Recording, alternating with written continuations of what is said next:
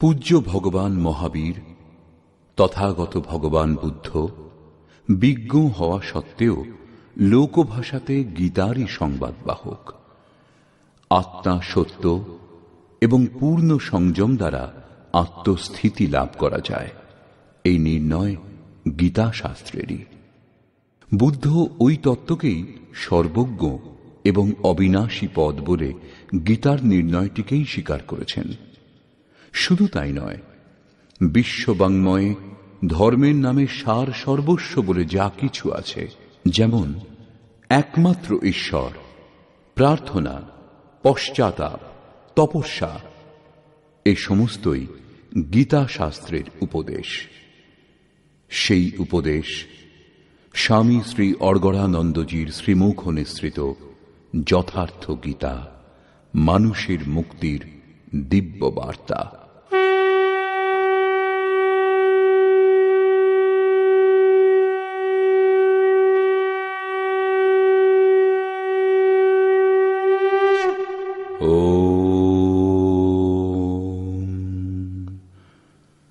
শ্রী পরমাত্মনে নমঃ।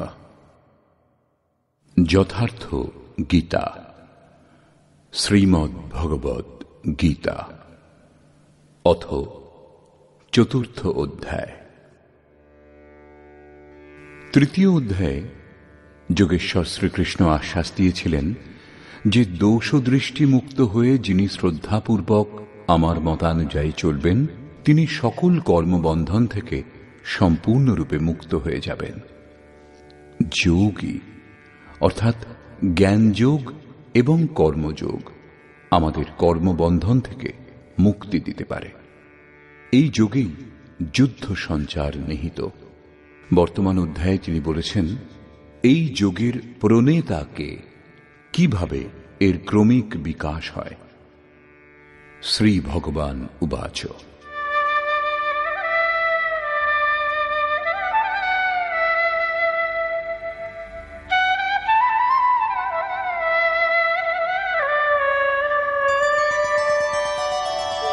ইমং বিবস্বতে যোগং প্ৰোক্তवानहमव्ययम् विवस्वान्मनवे प्राह मनुरिक्ष्वाकवे ब्रवीत्। অর্জুন, আমি এই অবিনাশী যোগকল্পের আরম্ভে বিবস্বান অর্থাৎ সূর্যকে বলেছিলাম। বিবস্বান মনুকে এবং মনু ইক্ষ্বাকুকে বলেছিলেন। কে বলেছিলেন? আমি। শ্রীকৃষ্ণ কে ছিলেন? একজন যোগী। তত্ত্বস্থিত মহাপুরুষই এই অবিনাশী যোগকল্পের আরম্ভে অর্থাৎ ভজনের আরম্ভে বিবস্বান অর্থাৎ যে নিশ্চেষ্ট, এরূপ প্রাণীর প্রতি বলেন, শ্বাসে সঞ্চার করে দেন। এই স্থানে সূর্য প্রতীক স্বরূপ, কারণ শ্বাসেই ওই পরম প্রকাশ স্বরূপ বিদ্যমান এবং ওই রূপেই তার প্রকাশ উপলব্ধি করা বিধেয়। বাস্তবিক প্রকাশদাতা অর্থাৎ সূর্য সেই স্থানেই আছেন। এই যোগ অবিনাশী। শ্রীকৃষ্ণ বলেছিলেন, এর আরম্ভের নাশ নেই। এই যোগ একবার আরম্ভ করে দিলে পূর্ণত্ব প্রদান করেই শান্ত হয়। দেহের কল্প ঔষধির দ্বারা হয়, কিন্তু ভজনের দ্বারা আত্মার কল্প হয়। ভজনের আরম্ভই আত্মকল্পের আদি। এই সাধন ভজনও মহাপুরুষের কৃপালাভ হলেই করা সম্ভব। মোহনিশায় অচেতন আদিব মানব, যাদের মধ্যে ভজনের সংস্কার নেই, যোগ বিষয়ে যারা কোনোদিন চিন্তা পর্যন্ত করেনি, এ ধরনের মানুষও মহাপুরুষের দর্শন মাত্র, তার বাণী শুনে কিছু সেবা সান্নিধ্য করলে যোগের সংস্কার তাদের মধ্যেও সঞ্চার হয়। একেই গোস্বামী তুলসীদাসজি বলেছেন, যে চিতয়ে প্রভু জিন প্রভু হেরে তে সব ভয়ে পরম পদ যোগু। শ্রীকৃষ্ণ বলছেন, এই যোগ আমি আরম্ভে সূর্যকে বলেছিলাম। চক্ষৌ সূর্য অজায়ত। মহাপুরুষের দৃষ্টি নিক্ষেপ মাত্রই এই যোগের সংস্কার শ্বাসে সঞ্চার হয়। সকলের হৃদয়ে স্বয়ং প্রকাশ সবশ পরমেশ্বরের নিবাস। শ্বাস নিরোধের দ্বারাই এর প্রাপ্তির বিধান।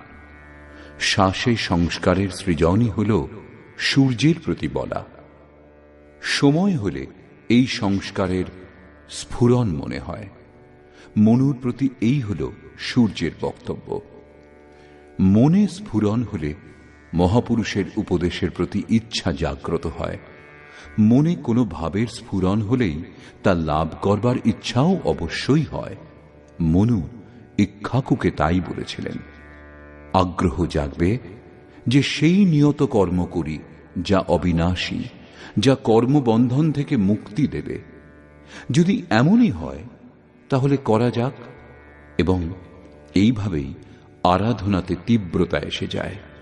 এই যোগে তন্ময়তা কোন স্তরে গিয়ে পৌঁছয় এই প্রসঙ্গে বলছেন, एवं परम्परा प्राप्तम् इमं राजर्षयो विदुः सकाले नेह महता योगो नष्टः परन्तप। এইরূপ কোন মহাপুরুষ দ্বারা সংস্কার রহিত পুরুষের শ্বাসে, শ্বাস থেকে মনে, মন থেকে ইচ্ছায় এবং ইচ্ছা প্রবল রূপ ধারণ করে ক্রিয়াশীল আচরণের মধ্য দিয়ে এই যোগ ক্রমশ উত্থান করতে করতে রাজর্ষি স্তরে পৌঁছয়। সেই অবস্থায় গিয়েই প্রকাশমান হয়। এই স্তরের সাধকের মধ্যে ঋদ্ধি সিদ্ধাইয়ের সঞ্চার হয়। সেই যোগ এই মহত্বপূর্ণ কালে এই দেহেই প্রায়ই নষ্ট হয়ে যায়। এই সীমারেখা কিভাবে পার করা যায়? তাহলে কি এই বিশেষ স্তরে পৌঁছে সকলেই নষ্ট হয়ে যায়? শ্রীকৃষ্ণ বললেন, না, যিনি আমার আশ্রিত, আমার প্রিয় ভক্ত, অনন্য সখা, তিনি নষ্ট হন না।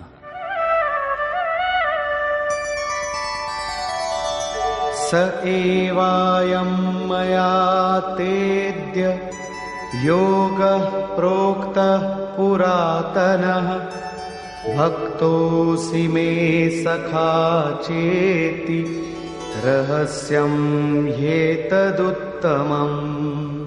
এই পুরাতন যোগ এখন আমি তোমাকে বললাম, কারণ তুমি আমার ভক্ত ও সখা, এবং এই যোগ উত্তম ও রহস্যপূর্ণ।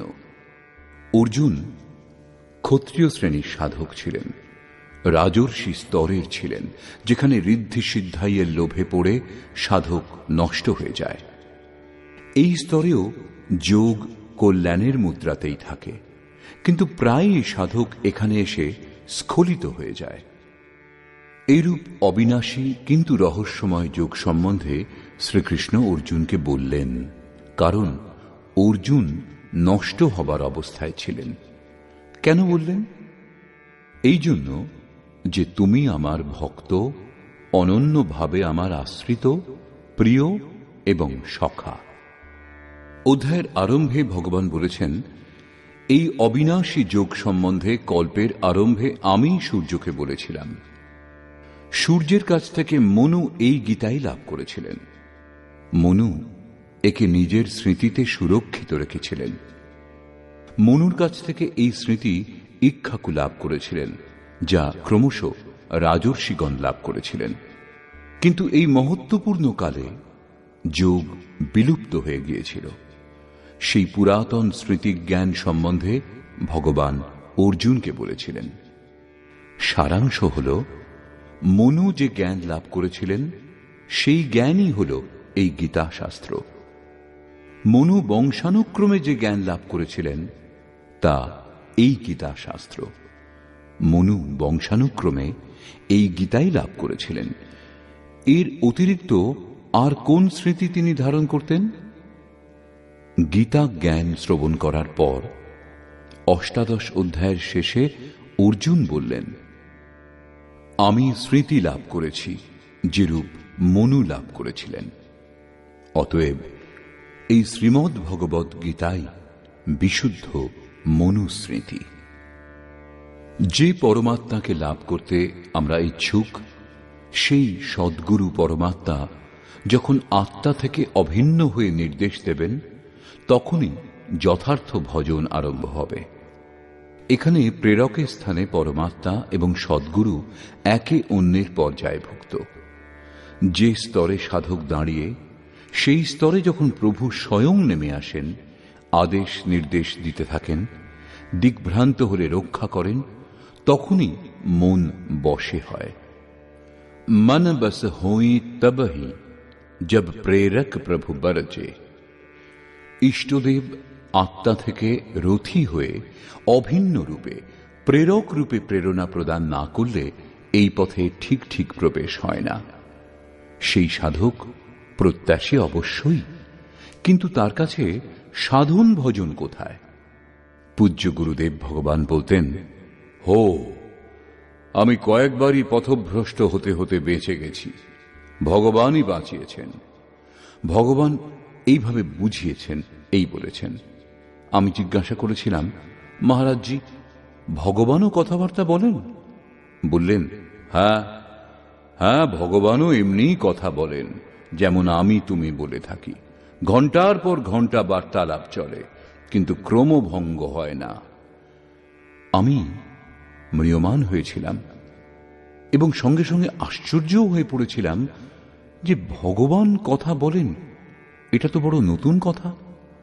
কিছুক্ষণ পরে মহারাজজি বলেছিলেন, কেন মন খারাপ করছো, তোমার সঙ্গেও বলবেন। সত্য ছিল তার বক্তব্য, এবং এটাই সখ্য ভাব। সখার মতোই তিনি সমাধান করেন। তাহলেই এই দুরবস্থা থেকে সাধক উত্তীর্ণ হতে পারে। এ পর্যন্ত যোগেশ্বর শ্রীকৃষ্ণ মহাপুরুষ দ্বারা যোগের আরম্ভ, যোগপথে বাধা এবং তা থেকে উত্তীর্ণ হবার পথ সম্বন্ধে বললেন। এই প্রসঙ্গে অর্জুন প্রশ্ন করলেন, অর্জুন উবাচ।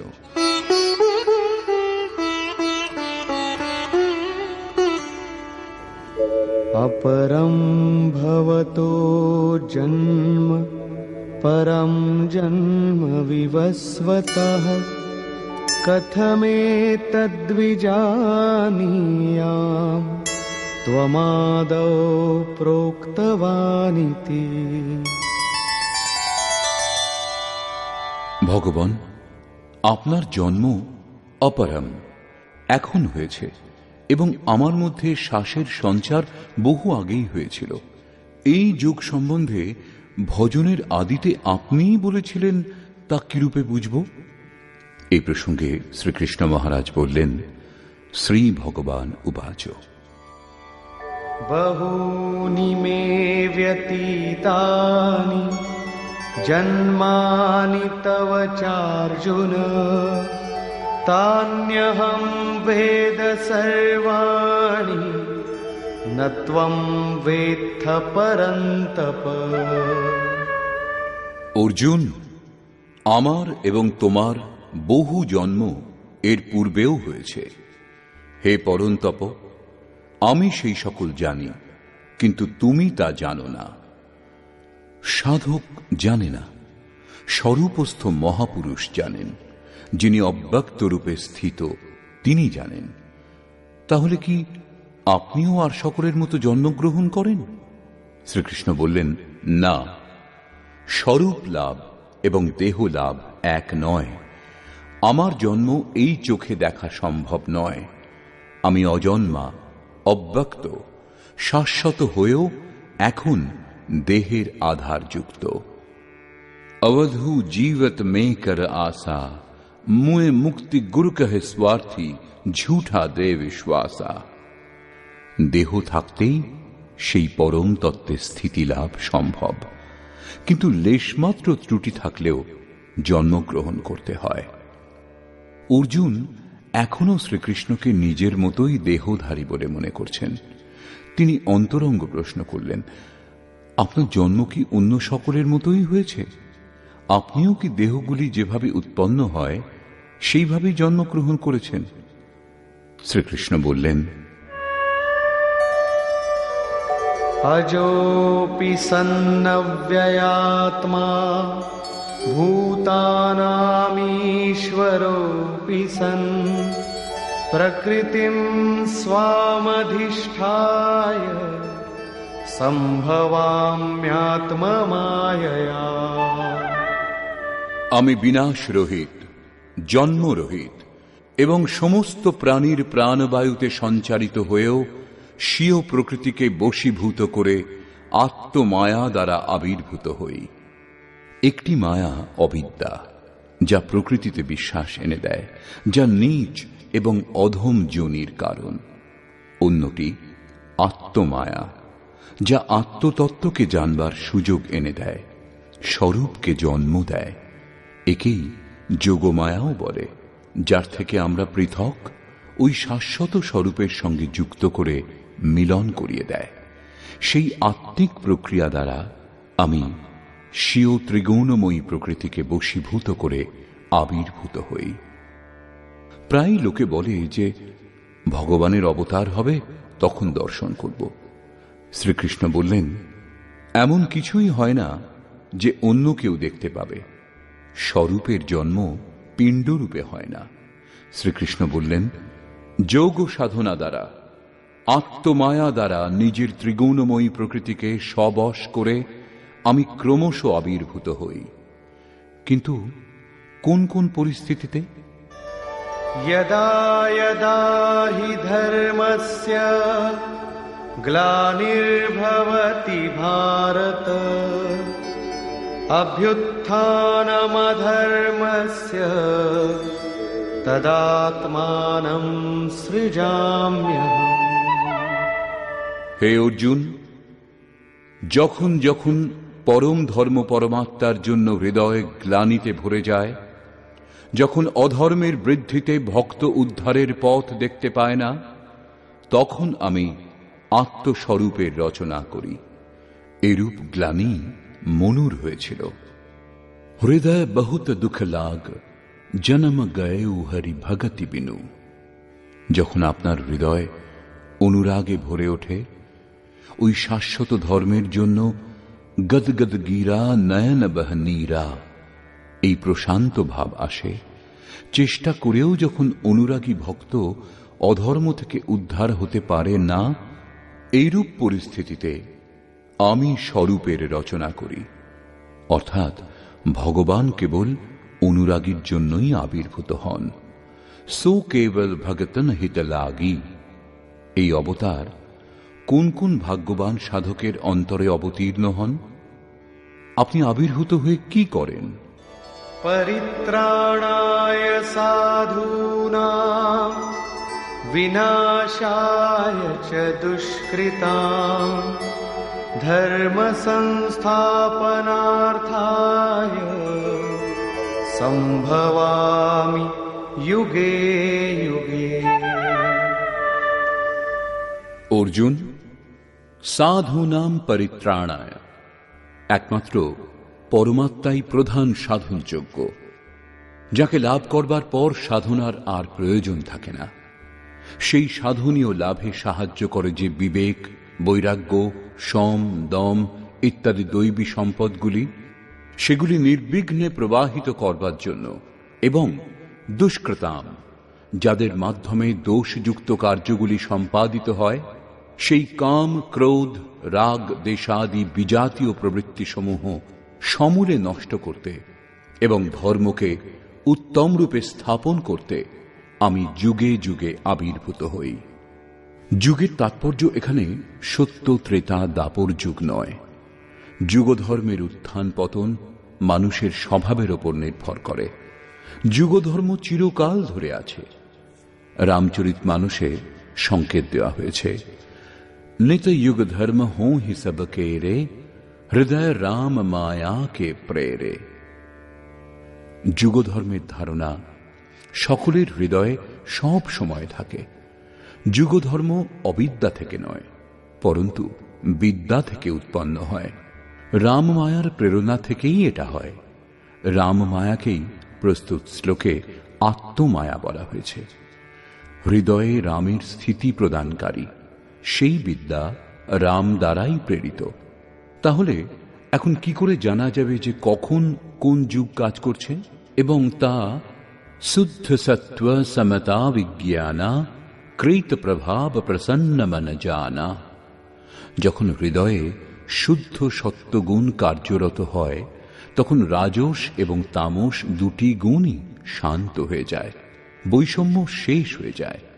যিনি দেশ শূন্য বিজ্ঞানময় হন, অর্থাৎ ইষ্ট নির্দেশ গ্রহণ এবং তার উপর দৃঢ় থাকবার ক্ষমতা অর্জন করে নেন, মনে প্রসন্নতার সঞ্চার হয়, এরূপ যোগ্যতা লাভ হলে তিনি সত্য যুগে প্রবেশ করেন। এইভাবেই অন্য দুটি যুগেরও বর্ণনা করা হয়েছে। तामस बहुत रजो गुण थोरा कलि प्रभाव विरोध चहुओरा। তামসিক গুণ পরিপূর্ণ, কিছু রজগুণ মিশ্রিত, চারিদিকে শত্রুভাব এবং বিরোধ দৃষ্টিগোচর হয়। এরূপ অবস্থাযুক্ত ব্যক্তির হৃদয় কলিযুগীয় জানতে হবে। যখন তমগুণ সক্রিয় হয়, তখন মানুষের মধ্যে আলস্য, নিদ্রা এবং প্রমাদের বাহুল্য দেখা যায়।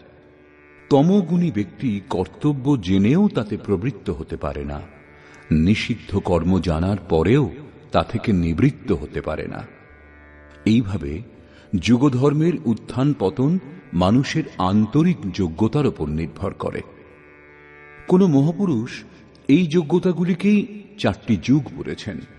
কেউ এই 4 যুগকেই 4 বর্ণ বলে থাকেন।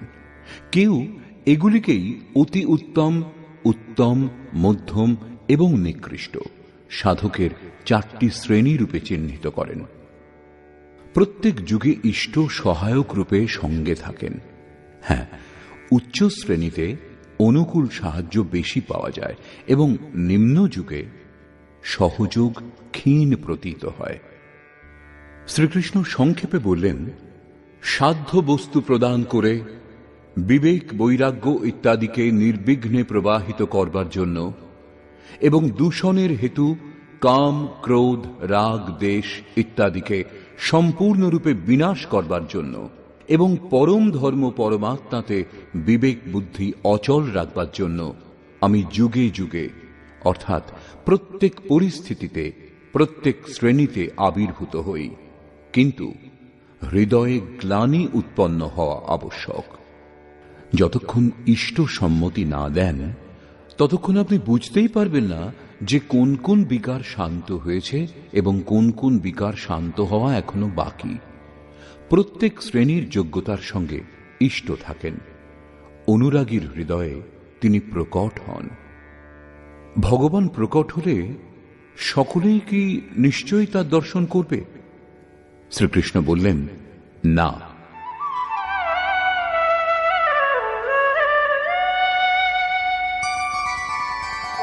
जन्म कर्म च मे दिव्यम् एवं यो वेत्ति तत्त्वतः त्यक्त्वा देहं पुनर्जन्म नैति मामेति सोऽर्जुन। অর্জুন, আমার ওই জন্ম অর্থাৎ গ্লানির সঙ্গে সঙ্গে স্বরূপের রচনা এবং আমার কর্ম অর্থাৎ দুষ্কর্মগুলির কারণ যেগুলি, সেই কারণগুলির নাশ, যে ক্ষমতাগুলির মাধ্যমে সাধ্য বস্তু লাভ হয়, সেগুলির নির্দোষ সঞ্চার, ধর্মের স্থিরতা, এই কর্ম এবং জন্ম দিব্য অর্থাৎ অলৌকিক, লৌকিক নয়। এই চর্মচক্ষুর দ্বারা তা দেখা সম্ভব নয়। মন বুদ্ধি দিয়ে অনুমান করা দুরূহ। এত গূঢ় যখন, তখন তাকে দর্শন করেন কারা? কেবল ইয়ো বেত্তি তত্ত্বতঃ অর্থাৎ একমাত্র তত্ত্বদর্শীগণ আমার এই জন্ম এবং কর্ম দেখতে সক্ষম হন। আমাকে সাক্ষাৎ করে তারা পুনর্জন্ম প্রাপ্ত হন না, কারণ আমাকে লাভ করেন। যখন তত্ত্বদর্শী ভগবানের জন্ম এবং কার্য বুঝতে পারেন, তখন লক্ষ লক্ষ মানুষ অবতার পুরুষ দেখবার জন্য কেন ভিড় করে? আপনারা কি তত্ত্বদর্শী? আজও বহু ব্যক্তি বিভিন্ন উপায়ে, বিশেষত মহাত্মা বেশে নিজেকে অবতার পুরুষ বলে প্রচার করেন, কিংবা দালালরা তার প্রচার করে থাকে। ভিড় উপচে পড়ে অবতার পুরুষকে দেখবার জন্য। কিন্তু শ্রীকৃষ্ণ বললেন, কেবল তত্ত্বদর্শী প্রত্যক্ষ করেন। তত্ত্বদর্শীকে দ্বিতীয় অধ্যায়ে সৎ অসতের নির্ণয় করে তিনি বলেছেন যে, অর্জুন, অসৎ বস্তুর অস্তিত্ব নেই এবং সতের তিন কালে অভাবও নেই। তাহলে কি শুধু আপনি এরূপ বলেন? তিনি বললেন, না, তত্ত্বদর্শীগণ এটা অনুভব করেছেন। কোনো ভাষাবিদ বা সমৃদ্ধিশালী কেউ দেখেননি। এখানে পুনরায় জোর দিলেন যে আমি আবির্ভূত হই, কিন্তু শুধু তত্ত্বদর্শী প্রত্যক্ষ করেন। এখানে তত্ত্বদর্শী একটা প্রশ্ন, 5 অথবা 25টি তত্ত্ব নয়। সংখ্যা গণনা করতে পারলেই তত্ত্বদর্শী হওয়া যায় না। শ্রীকৃষ্ণ আরও বললেন, আত্মাই পরম তত্ত্ব। আত্মা পরমের সঙ্গে সংযুক্ত হয়ে পরমাত্মা হয়ে যায়। যিনি আত্মসাক্ষাৎকার করেছেন তিনি এই আবির্ভাব অনুভব করতে পারেন। এর থেকে প্রমাণ হয় যে অবতার উৎকৃষ্ট অনুরাগীর হৃদয়েই আবির্ভূত হন।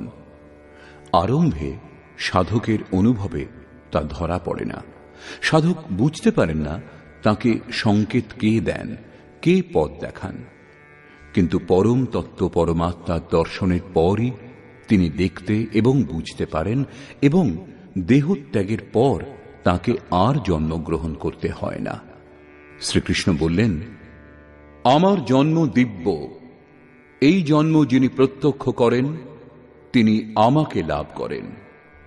কিন্তু লোকে তার মূর্তি তৈরি করে, পূজা করে, আকাশে কোথাও তার নিবাস স্থান আছে বলে কল্পনা করে থাকে। এই সমস্তের অস্তিত্বই নেই। সেই মহাপুরুষগণের বলবার অর্থ এই যে, যদি আপনি নির্ধারিত কর্ম করেন তাহলে বুঝতে পারবেন যে আপনিও দিব্য। আপনি যে স্থিতি অবস্থা লাভ করবেন, আমি সেই অবস্থা লাভ করেছি। আপনি যার সম্ভাবনা করেন তা আমি, এবং আপনার ভবিষ্যৎও আমি। যখন আপনি পূর্ণতা লাভ করবেন তখন আপনিও সেই অবস্থা লাভ করবেন যে অবস্থা প্রাপ্ত শ্রীকৃষ্ণ। তাই শ্রীকৃষ্ণের স্বরূপ আপনারও হতে পারে। অবতার বাইরে প্রকট হন না। হ্যাঁ, হৃদয় অনুরাগে পূর্ণ হলে আপনার অন্তরেও অবতারের আবির্ভাব সম্ভব। আপনার অন্তরে সেই অনুভূতি সম্ভব। তিনি আপনাকে প্রোৎসাহিত করলেন যে, বহু ব্যক্তি আমার মতানুসারে চলে আমার স্বরূপ লাভ করেছেন। वीतराग भय क्रोधा मन्मया मामुपाश्रिताः बहवो ज्ञानतपसा पूता मद्भावमागता। রাগ এবং বিরাগ উভয়ের অতীত বীতরাগ, এবং সেইরূপ ভয় অভয়, ক্রোধ অক্রোধ উভয়ের অতীত অনন্যভাবে অর্থাৎ নিরহংকার হয়ে আমার শরণাগত অনেক মানুষ জ্ঞান তপস্যা দ্বারা পবিত্র হয়ে আমার স্বরূপ লাভ করেছেন। তবে কি আগে এরূপ বিধান ছিল না, এখন হয়েছে? না, তা নয়। এই বিধান সর্বদা ছিল। বহু পুরুষ এই প্রকার আমার স্বরূপ লাভ করেছেন। কি প্রকার? যার যার হৃদয় অধর্মের বৃদ্ধি দেখে পরমাত্মাকে লাভ করবার জন্য গ্লানিতে ভরে ওঠে, সেই অবস্থায় আমি নিজ স্বরূপের রচনা করি।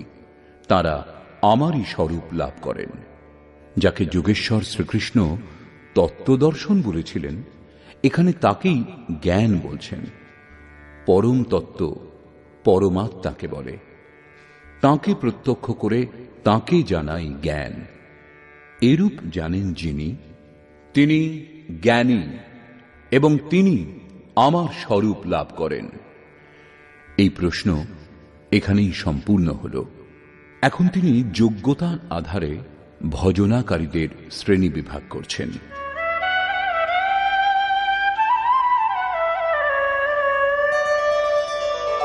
ये यथा मां प्रपद्यन्ते तांस्तथैव भजाम्यहम् मम वर्त्मानुवर्तन्ते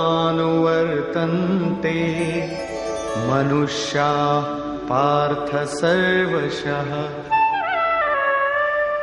অর্জুন, যিনি যতটুকু নিষ্ঠার সঙ্গে আমার ভজনা করেন, আমিও তাকে সেইভাবেই ভজনা করি, ততটুকুই সহযোগিতা করি। সাধকের শ্রদ্ধাই কৃপারূপে তাঁর ওপর বর্ষিত হয়। এই রহস্য উপলব্ধি করে জ্ঞানী ব্যক্তি পূর্ণ সমর্পণের সঙ্গে আমার মত অনুযায়ী কর্মে রত থাকেন। আমি যেমন আচরণ করি, আমার প্রিয় ভক্তগণও সেই আচরণ করেন। আমি যা করাই তাই তাঁরা করেন। ভগবান কিরূপে ভজনা করেন? তিনি রথীর দায়িত্ব নিয়ে নেন, সঙ্গে সঙ্গে থাকেন, এটাই তাঁর ভজনা। কলুষ সৃষ্টির কারণ নাশ করবার জন্য তিনি সদাই প্রস্তুত থাকেন। যে যে সদ্গুণের সাহায্যে আমরা সত্যে অনুপ্রবেশ করতে পারি, সেই সেই সদ্গুণ রক্ষা করবার জন্য তিনি এগিয়ে আসেন। যতক্ষণ ইষ্টদেব হৃদয়ে থেকে রথী না হন এবং প্রতি পদক্ষেপে সাবধান না করেন, ততক্ষণ কোনো ভজনাকারী হাজার চোখ বুজে প্রয়াস করলেও প্রকৃতির এই দ্বন্দ্ব থেকে তিনি পার হতে পারেন না। কি করে বুঝবেন যে তিনি কতদূর পথ পর্যন্ত এগিয়েছেন, কতটুকুই বা বাকি? ইষ্টই আত্মা থেকে অভিন্ন হয়ে তাকে পথ দেখান যে তুমি এখানে এইভাবে করো, এইভাবে চলো। এইভাবে প্রকৃতির বাধা বিঘ্ন সরিয়ে ধীরে ধীরে এগিয়ে দিয়ে স্বরূপে প্রবেশ দিয়ে দেন। ভজন সাধকই করেন, কিন্তু তিনি যে দূরত্ব অতিক্রম করতে সক্ষম হন, সেটা ইষ্টের দান। এইরূপ জেনে সকলেই সর্বতোভাবে আমার অনুসরণ করেন। তারা কিরূপ আচরণ করেন?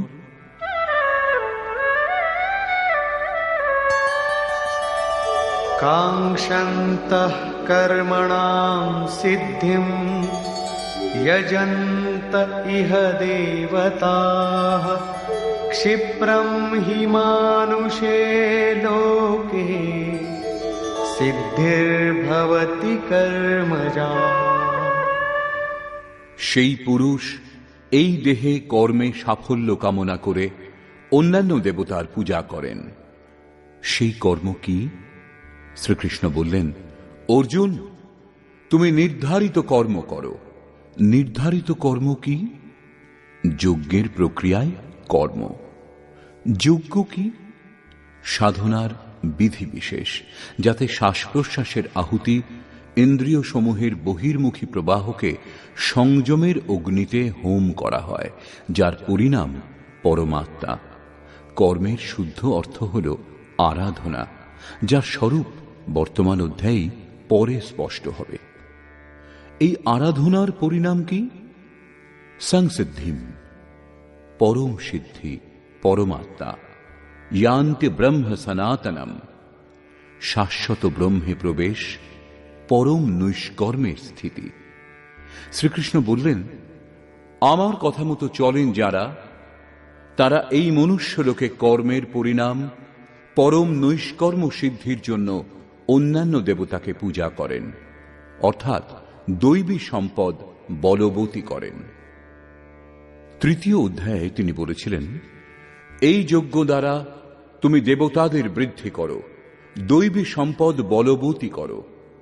যেমন যেমন হৃদয় রাজ্যে দৈবী সম্পদ উন্নত হবে, তেমন তেমন তোমারও উন্নতি হবে। এইভাবে পরস্পরকে উন্নত করে পরম শ্রেয় লাভ করো। এই অন্তঃক্রিয়ার অর্থ শেষ পর্যন্ত উন্নতি করে যাওয়া। এরই ওপর জোর দিয়ে শ্রীকৃষ্ণ বললেন, আমার আনুকূল্যে যে মনুষ্য কর্মে সিদ্ধি প্রার্থনা করেন, আচরণ করেন, দৈবী সম্পদ দৃঢ় করেন, যার দ্বারা সেই নৈষ্কর্ম সিদ্ধি শীঘ্রই লাভ হয়, তিনি অসফল হন না, সফলই হন। শীঘ্রের তাৎপর্য কি? কর্মে প্রবৃত্ত হওয়ার সঙ্গে সঙ্গেই কি এই পরম সিদ্ধি লাভ হয়? শ্রীকৃষ্ণ বলছেন, না, এই সোপানে ওঠার বিধান ক্রমে ক্রমে। কেউ লাভ দিয়ে ভাবাতীত ধ্যানে পৌঁছে যাবে এমন অলৌকিক ক্রিয়া সম্ভব নয়। এই প্রসঙ্গে বলছেন,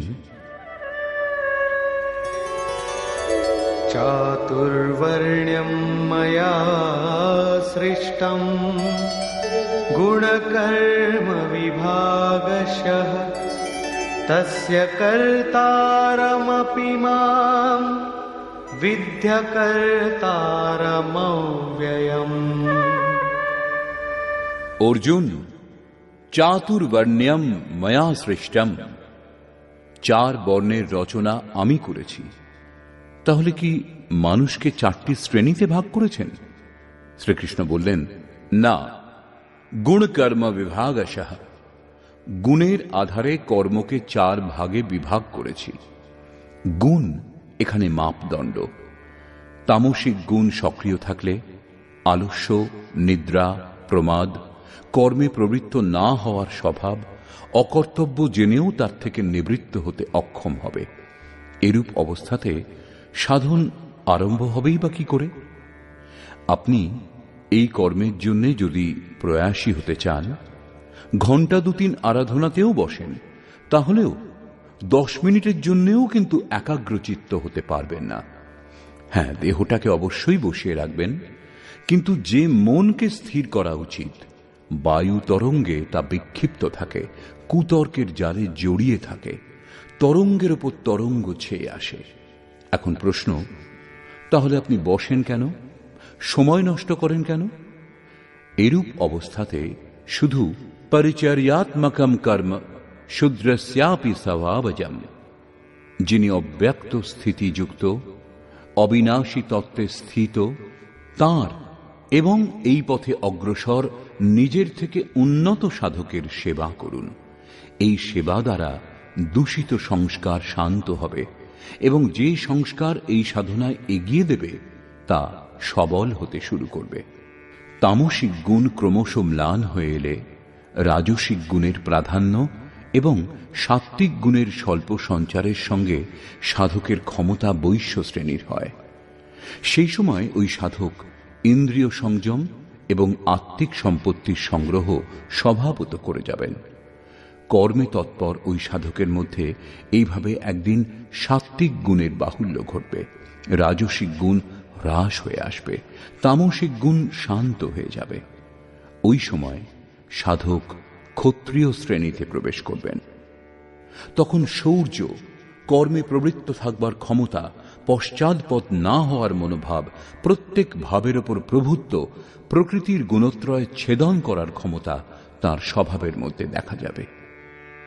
ওই কর্ম আরো সূক্ষ্ম হলে, সাত্ত্বিক গুণ কার্যরত থাকলে মনে শান্ত ভাব, ইন্দ্রিয়গুলির দমন, একাগ্রতা, সরলতা, ধ্যান, সমাধি, ঈশ্বরীয় নির্দেশ, আস্তিকতা ইত্যাদি ব্রহ্মে স্থিতি প্রদান করে যে স্বাভাবিক ক্ষমতাগুলি, সেগুলির বিকাশ হয়।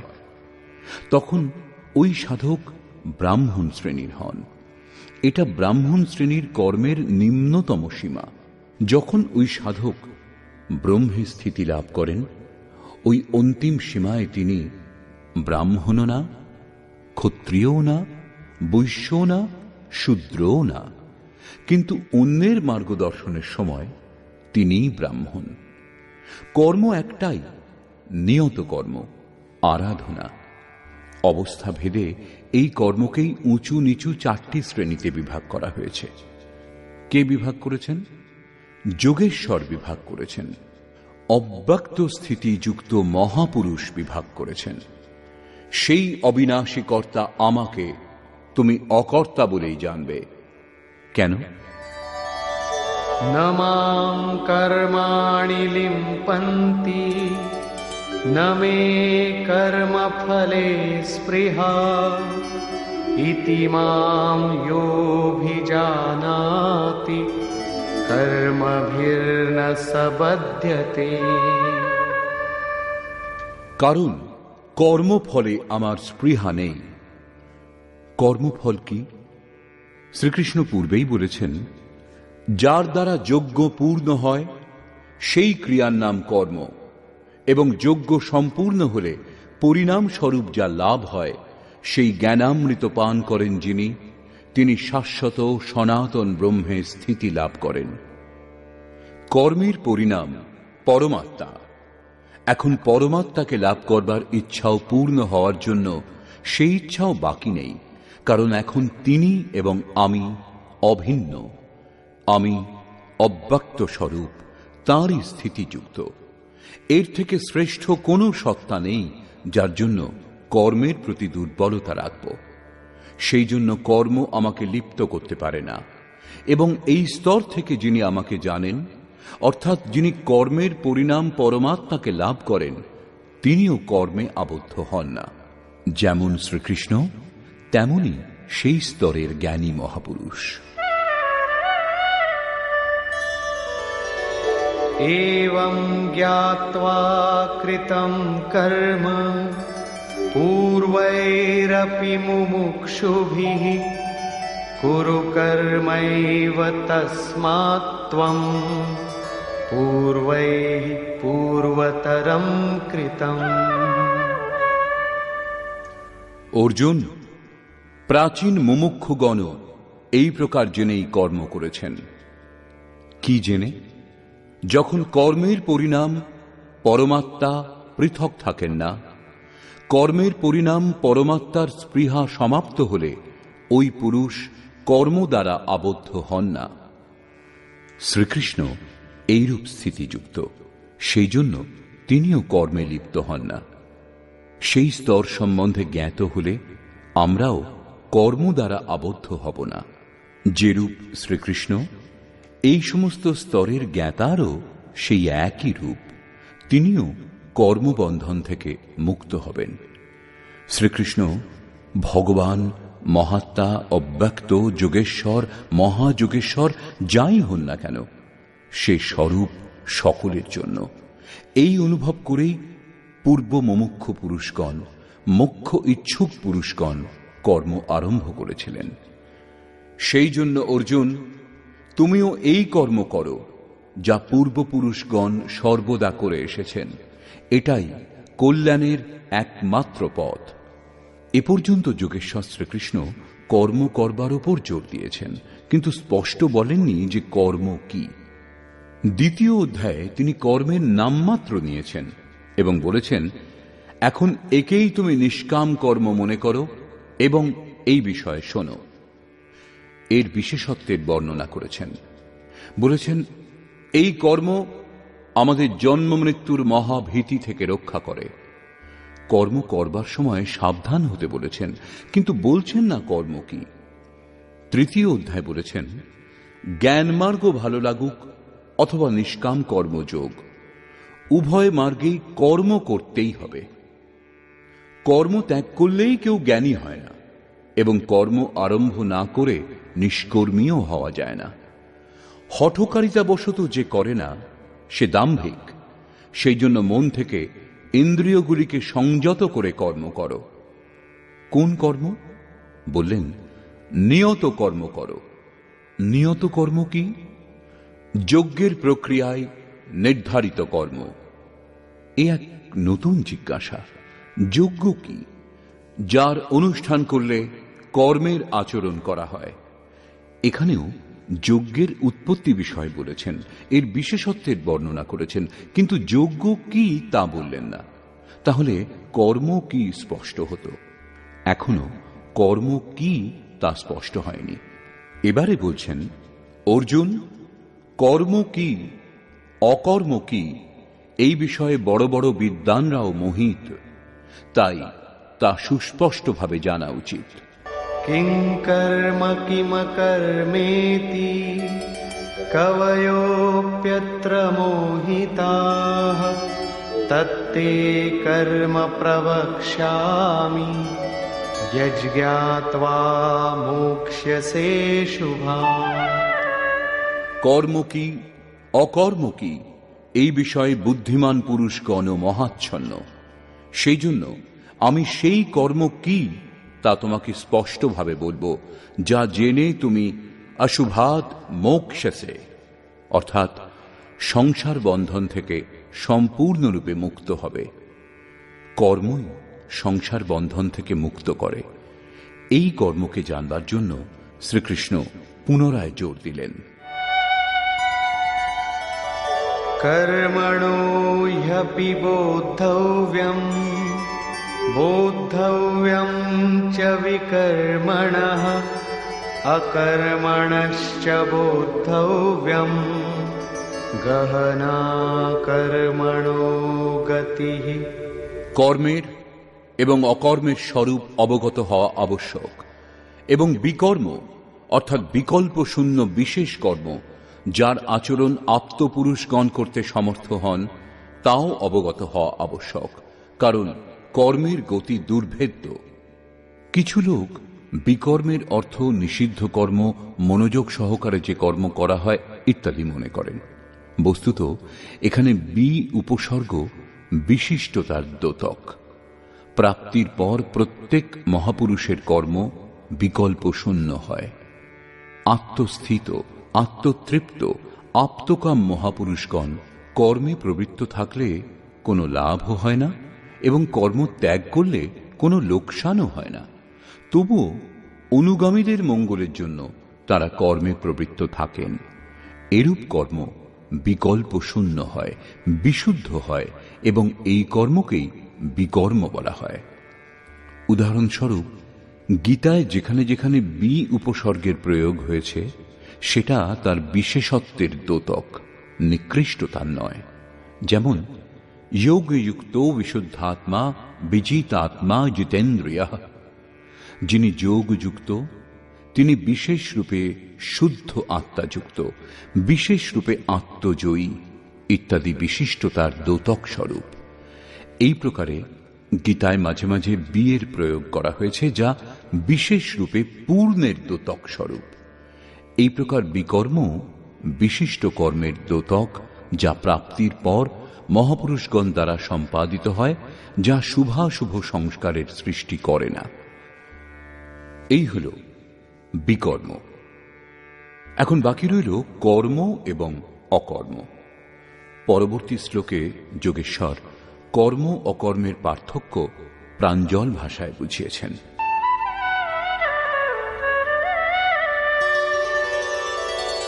কর্মণ্যকর্ম ইয়ঃ পশ্যেদ অকর্মণি চ কর্ম ইয়ঃ স বুদ্ধিমান মনুষ্যেষু স যুক্তঃ কৃৎস্ন কর্মকৃৎ।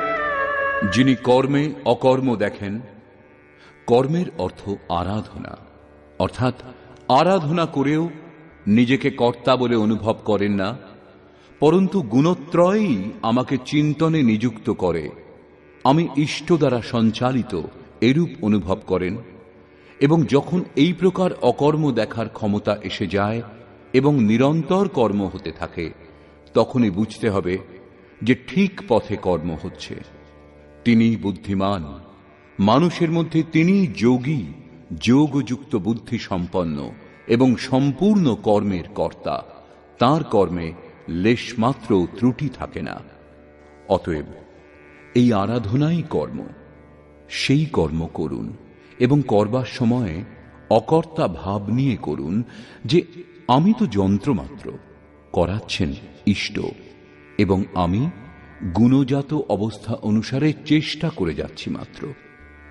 যখন অকর্ম দেখবার ক্ষমতা আসে তখন নিরন্তর কর্ম হতে থাকে, তখনই পরম কল্যাণের স্থিতি প্রদানকারী কর্ম করা সম্ভব।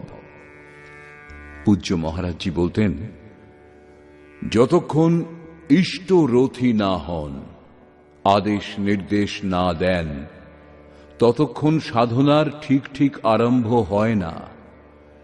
এর পূর্বে যা কিছু করা হয় তা কর্মে প্রবেশের প্রয়াস ছাড়া আর কিছুই নয়। লাঙলের সব ভার গরুর কাঁধের ওপরেই থাকে, তবুও ক্ষেতের চাষ চাষির কৃতিত্ব। এইরূপ সাধনের সব ভার সাধকের ওপরেই থাকে, কিন্তু বাস্তবিক সাধক ইষ্ট, যিনি সঙ্গে থেকে পথ প্রদর্শন করেন। ইষ্টের ইঙ্গিত ব্যতীত আপনি বুঝতেই পারবেন না আপনি কত দূর এগিয়েছেন, প্রকৃতিতে ভ্রান্ত নাকি পরমাত্মার দিকে এগিয়ে যাচ্ছেন। এই প্রকার ইষ্টের নির্দেশে যে সাধক এই আত্মিক পথে অগ্রসর হন, নিজেকে অকর্তা ভেবে নিরন্তর কর্ম করেন, তিনিই বুদ্ধিমান, তিনিই যথার্থ জ্ঞানী, তিনি যোগী। প্রশ্ন স্বাভাবিক যে কর্ম কি সর্বদাই করতে হবে, নাকি তা কখনো সম্পূর্ণও হবে? শ্রীকৃষ্ণের মত অনুসারে যা কিছু করা হয় তা কর্ম নয়, পূর্ব নির্ধারিত ক্রিয়াই কর্ম। নিয়তম কুরু কর্ম ত্বম। অর্জুন, তুমি নির্ধারিত কর্ম করো। নির্ধারিত কর্ম কি? বললেন, যজ্ঞার্থাৎ কর্মণো অন্যত্র লোকোয়ম কর্মবন্ধনঃ। যজ্ঞকে কার্যরূপ দেওয়াই কর্ম। তাহলে এছাড়া যা কিছু করা হয় সে সমস্ত কি কর্ম নয়? শ্রীকৃষ্ণ বললেন, অন্যত্র লোকোয়ম কর্মবন্ধনঃ। এই যজ্ঞকে কার্যরূপ দেওয়া ছাড়া যা কিছু করা হয় তা এই লোকেরই বন্ধন, কর্ম নয়। তদর্থম কর্ম। অর্জুন, যজ্ঞ সম্পূর্ণ করবার জন্য উত্তম রূপে আচরণ করো। এবং যজ্ঞের স্বরূপ বললেন, যা হল শুদ্ধ রূপে আরাধনার এক বিধি বিশেষ, যা আরাধ্য দেব পর্যন্ত পৌঁছিয়ে তাতেই বিলীন করে দেয়। এই যজ্ঞে ইন্দ্রিয়ের দমন, মনের শমন, দৈবী সম্পদ লাভ ইত্যাদি বলে শেষে বললেন, বহু যোগী প্রাণ এবং অপানের গতি নিরুদ্ধ করে প্রাণায়াম পরায়ণ হয়ে যান। এরূপ অবস্থাতে অন্তরে কোনো সংকল্প জাগে না, বাইরের জগতের ঘটনা মনে রেখাপাত করতে পারে না। এইরূপ স্থিতিতে চিত্তকে সম্পূর্ণরূপে নিরুদ্ধ করে সেই নিরুদ্ধ চিত্তের বিলয়কালে সেই পুরুষ ইয়ান্তে ব্রহ্ম সনাতনম, শাশ্বত সনাতন ব্রহ্মে প্রবেশ করেন। এই সমস্তই যজ্ঞ, যাকে কার্যরূপ দেওয়ার নাম কর্ম। অতএব কর্মের শুদ্ধ রূপ আরাধনা। কর্মের অর্থ ভজন, কর্মের অর্থ যোগ সাধনাকে উত্তম রূপে সম্পাদিত করা, যার বিশদ বর্ণনা বর্তমান অধ্যায়ে পরে করা হবে। এখানে কর্ম ও অকর্মে পার্থক্য করা হয়েছে, যাতে কর্ম করবার সময় তার দিশা নির্দেশ সঠিক হয় এবং তাতে চলা যেতে পারে। यस्य सर्वे समारम्भाः कामसङ्कल्पवर्जिताः ज्ञानाग्निदग्धकर्माणम् तमाहुः पण्डितं बुधाः।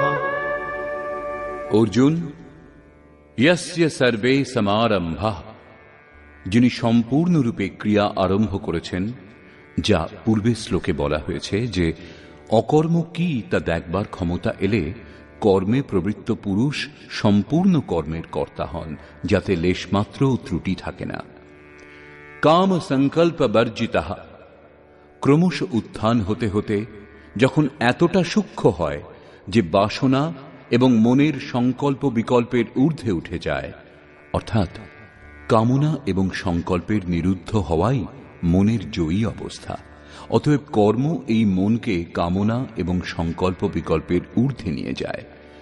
সেই সময় জ্ঞানাগ্নি দগ্ধ কর্মাণম, অন্তিম সংকল্প শান্ত হওয়ার পর যাকে জানি না, জানবার ইচ্ছুক ছিলাম, সেই পরমাত্মার প্রত্যক্ষ জ্ঞান হয়। ক্রিয়াত্মক পথে চলে পরমাত্মাকে প্রত্যক্ষভাবে জানা জ্ঞান। সেই জ্ঞান লাভের সঙ্গেই দগ্ধ কর্মাণম, কর্ম সর্বদার জন্য ভস্মীভূত হয়। যাকে লাভ করার আকাঙ্ক্ষা ছিল, যখন তাকে লাভ করেছি, এর চেয়ে শ্রেষ্ঠ কোনো সত্তা যখন নেই, তখন কর্ম করে কার খোঁজ করা হবে? তাকে জানবার পর কর্মের আর প্রয়োজন হয় না। এইরূপ স্থিতি যাদের, তাঁদেরই বোধস্বরূপ মহাপুরুষগণ পণ্ডিত বলেছেন, তাঁদের জ্ঞান পূর্ণ। এইরূপ স্থিতিযুক্ত মহাপুরুষ কি করেন, কিভাবে অবস্থান করেন, তার অবস্থিতির উপর আলোকপাত করলেন। त्यक्त्वा कर्मफलासङ्गम् नित्यतृप्तो निराश्रयः कर्मण्यभिप्रवृत्तोऽपि नैव किञ्चित् करोति सः।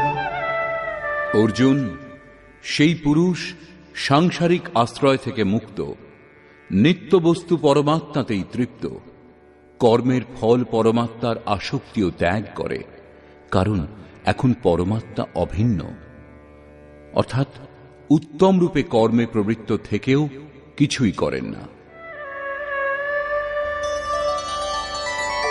निराशीर्यत चित्तात्मा त्यक्त सर्व परिग्रहः शारीरं केवलं कर्म कुर्वन्नाप्नोति किल्बिषम्।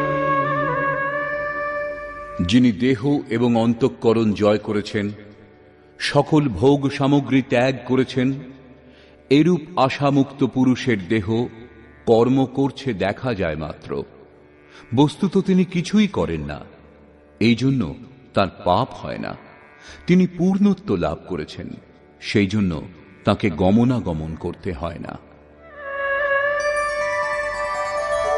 यदृच्छालाभ सन्तुष्टो द्वन्द्वातीतो विमत्सरः समः सिद्धावसिद्धौ च कृत्वापि न निबध्यते।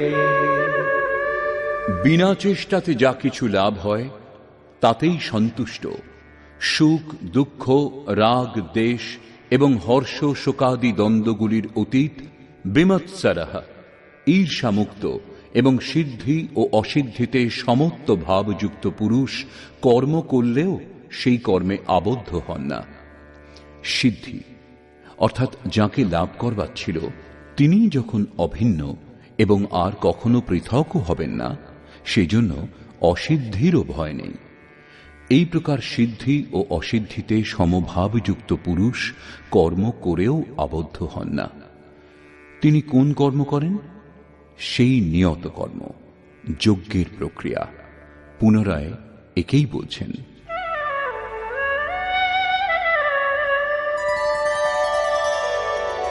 गतसङ्गस्य मुक्तस्य ज्ञानावस्थितचेतसः यज्ञायाचरतः कर्म समग्रं प्रविलीयते। অর্জুন, যজ্ঞায়াচরতঃ কর্ম, যজ্ঞের আচরণই কর্ম এবং সাক্ষাৎকারকেই জ্ঞান বলে। এই যজ্ঞের আচরণ করে সাক্ষাৎকারের পরে জ্ঞানে স্থিত, সঙ্গদোষ এবং আসক্তি মুক্ত মুক্ত পুরুষের সমস্ত কর্ম উত্তম রূপে বিলীন হয়। সেই কর্মের কোনো পরিণাম নেই, কারণ কর্মের ফল পরমাত্মা এবং তিনি এখন অভিন্ন। ফলে আর কি ফল হবে? সেই জন্য ওই মুক্ত পুরুষগণের নিজের জন্য কর্মের প্রয়োজন হয় না।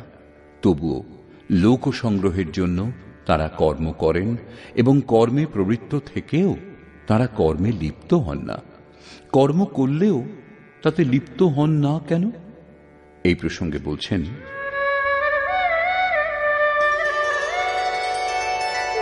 ব্রহ্মার্পণম ব্রহ্মহবিঃ ব্রহ্মাগ্নৌ ব্রহ্মণাহুতম ব্রহ্মৈব তেন গন্তব্যম ব্রহ্মকর্ম সমাধিনা। এইরূপ মুক্ত পুরুষের সমর্পণ ব্রহ্ম, হবি ব্রহ্ম, অগ্নিও ব্রহ্মই, অর্থাৎ ব্রহ্মরূপ অগ্নিতে ব্রহ্মরূপ কর্তা দ্বারা যা আহুতি দেওয়া হয় তাই ব্রহ্ম। ব্রহ্ম কর্ম সমাধিনা, যার কর্ম ব্রহ্মে স্পর্শ করে সমাধিস্থ, তাতে বিলীন হয়ে গেছে, এরূপ মহাপুরুষের জন্য লাভের যোগ্য ব্রহ্মই। তিনি কিছু করেন না, লোক সংগ্রহার্থ কর্মে প্রবৃত্ত থাকেন। এই সমস্তই প্রাপ্তিযুক্ত মহাপুরুষের লক্ষণ। কিন্তু কর্মে প্রবেশ করেছেন যে প্রারম্ভিক সাধক, তিনি কোন যজ্ঞ করেন? পূর্বের অধ্যায়ে শ্রীকৃষ্ণ বলেছিলেন, অর্জুন, কর্ম করো। কোন কর্ম? বললেন, নিয়তম কুরু কর্ম, নির্ধারিত কর্ম করো। নির্ধারিত কর্ম কোনটি? যজ্ঞার্থাৎ কর্মণো অন্যত্র লোকোয়ম কর্মবন্ধনঃ। অর্জুন, যজ্ঞের প্রক্রিয়াই কর্ম। এই যজ্ঞের অতিরিক্ত যা কিছু কার্য করা হয় তা এই লোকেরই বন্ধন, কর্ম নয়। কর্ম সংসার বন্ধন থেকে মুক্তি প্রদান করে। অতএব তদর্থম কর্ম কৌন্তেয় মুক্ত সঙ্গঃ সমাচর। যজ্ঞ সম্পূর্ণ করবার জন্য সঙ্গদোষ থেকে তফাতে অবস্থান করে উত্তম রূপে যজ্ঞের আচরণ করো। এখানে এক নূতন প্রসঙ্গের অবতারণা করলেন, যে সেই যজ্ঞ কি যার অনুষ্ঠান করলে কর্ম সম্পূর্ণতার পথে এগিয়ে যাবে। তিনি কর্মের বিশেষত্বের উপর জোর দিলেন, বললেন, যজ্ঞের উৎপত্তি হল কোত্থেকে, যজ্ঞ থেকে আমরা কি ফল লাভ করি। বৈশিষ্ট্যের বর্ণনা করেছেন, কিন্তু যজ্ঞ কি তা এখনো বললেন না। এখন সেই যজ্ঞকেই এখানে স্পষ্ট করছেন।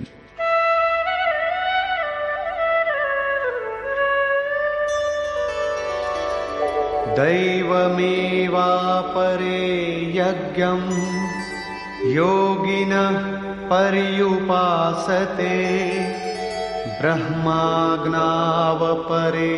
यज्ञं यज्ञेनैवोपजुह्वति। আগের শ্লোকটিতে যোগেশ্বর শ্রীকৃষ্ণ পরমাত্মা স্থিত মহাপুরুষের যজ্ঞের নিরূপণ করেছেন। কিন্তু অন্য যোগীগণ যারা এখনো সেই তত্ত্বে স্থিত হননি, ক্রিয়াতে প্রবেশ করবেন, তাঁরা কোত্থেকে আরম্ভ করবেন? এই প্রসঙ্গে বলছেন, অন্য যোগীগণ দৈবম যজ্ঞম, অর্থাৎ দৈবী সম্পদ হৃদয়ে সংগ্রহ করেন, যা করবার নির্দেশ ব্রহ্মা দিয়েছিলেন। এই যজ্ঞ দ্বারা তোমরা দেবতাগণকে উন্নত করো। যেমন যেমন হৃদয় ক্ষেত্রে দৈবী সম্পদ অর্জন হবে, তেমন তেমন প্রগতি হবে এবং ক্রমশ পরস্পর উন্নতি করে পরম শ্রেয় লাভ করো। দৈবী সম্পদ হৃদয় ক্ষেত্রে সংগ্রহ করা প্রাথমিক শ্রেণীর যোগীদের যজ্ঞ। ওই দৈবী সম্পদের ষষ্ঠদশ অধ্যায়ের প্রথম 3টি শ্লোকে বর্ণনা করা হয়েছে, যা আছে সকলের মধ্যে। কেবল মহত্বপূর্ণ কর্তব্য মনে করে সেগুলিকে হৃদয়ে ধারণ করতে হবে, তাতে লিপ্ত হতে হবে। এগুলিকেই ইঙ্গিত করে যোগেশ্বর বলছেন, অর্জুন, তুমি শোক করো না, কারণ তোমার মধ্যে দৈবী সম্পদের সমাবেশ হয়েছে। তুমি আমাতে নিবাস করবে, আমার শাশ্বত স্বরূপ লাভ করবে। এই দৈবী সম্পদ পরম কল্যাণকর এবং এর বিপরীত আসুরী সম্পদ নীচ এবং অধম যোনির কারণ। জ্ঞানযজ্ঞে আসুরী সম্পদের আহুতি দেয়া হয়, সেই জন্য এর নাম যজ্ঞ, এবং এখান থেকেই এই যজ্ঞ আরম্ভ হয়। অন্য যোগীগণ ব্রহ্মাগ্নেও পরব্রহ্ম পরমাত্মারূপ অগ্নিতে যজ্ঞ দ্বারাই যজ্ঞের অনুষ্ঠান করেন। শ্রীকৃষ্ণ আরও বলছেন, এই দেহে অধিযজ্ঞ আমি, যজ্ঞের অধিষ্ঠাতা অর্থাৎ যজ্ঞ যাতে বিলীন হয় সেই পুরুষ আমি। শ্রীকৃষ্ণ যোগী সদ্গুরু ছিলেন। এই প্রকার অন্য যোগীগণ ব্রহ্মরূপ অগ্নিতে যজ্ঞ অর্থাৎ যজ্ঞ স্বরূপ সদ্গুরুকে উদ্দেশ্য করে যজ্ঞের অনুষ্ঠান করেন। সারাংশত সদ্গুরুর স্বরূপের ধ্যান করেন। श्रोत्रादीनीन्द्रियाण्यन्ये संयमाग्निषु जुह्वति शब्दादीन् विषयानन्य इन्द्रियाग्निषु जुह्वति।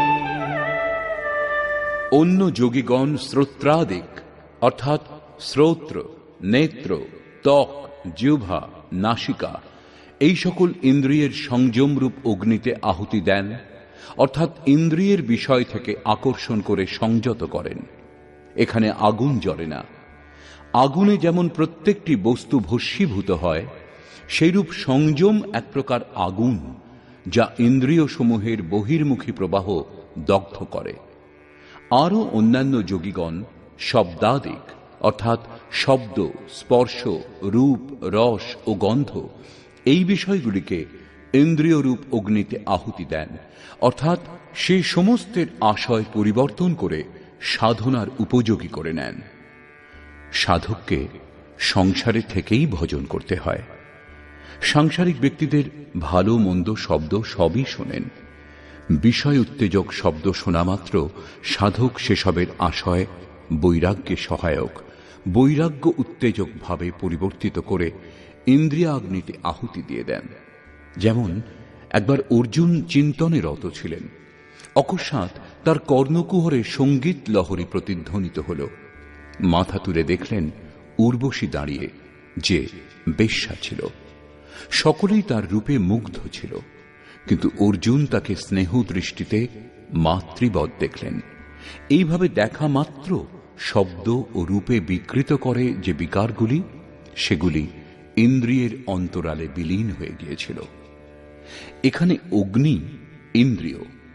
অগ্নিতে যেমন যে কোনো বস্তু ভস্মীভূত হয়, সেই প্রকার আশয় পরিবর্তন করে ইষ্টের অনুকূল করে নিলে বিষয় উত্তেজক রূপ, রস, গন্ধ, স্পর্শ ও শব্দ ভস্ম হয়ে যায়।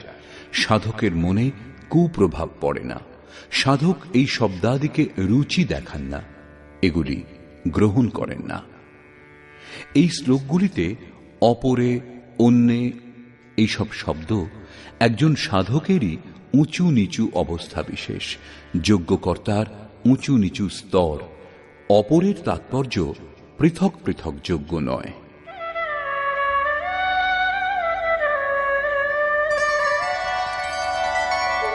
सर्वाणि इन्द्रियकर्माणि प्राणकर्माणि चापरे आत्मसंयमयोगाग्नौ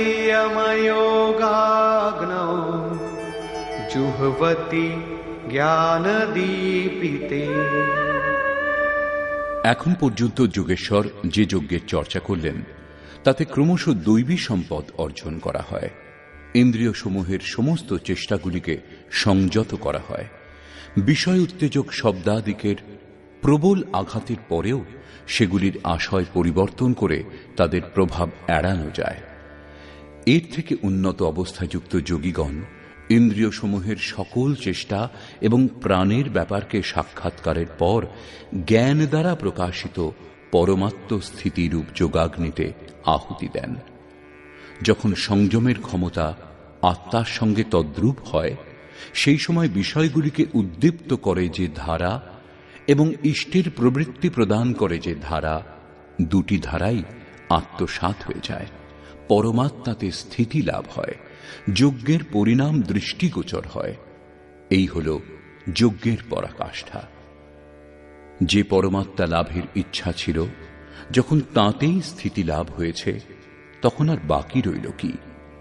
পুনরায় যোগেশ্বর যজ্ঞের বিশদ বর্ণনা করলেন।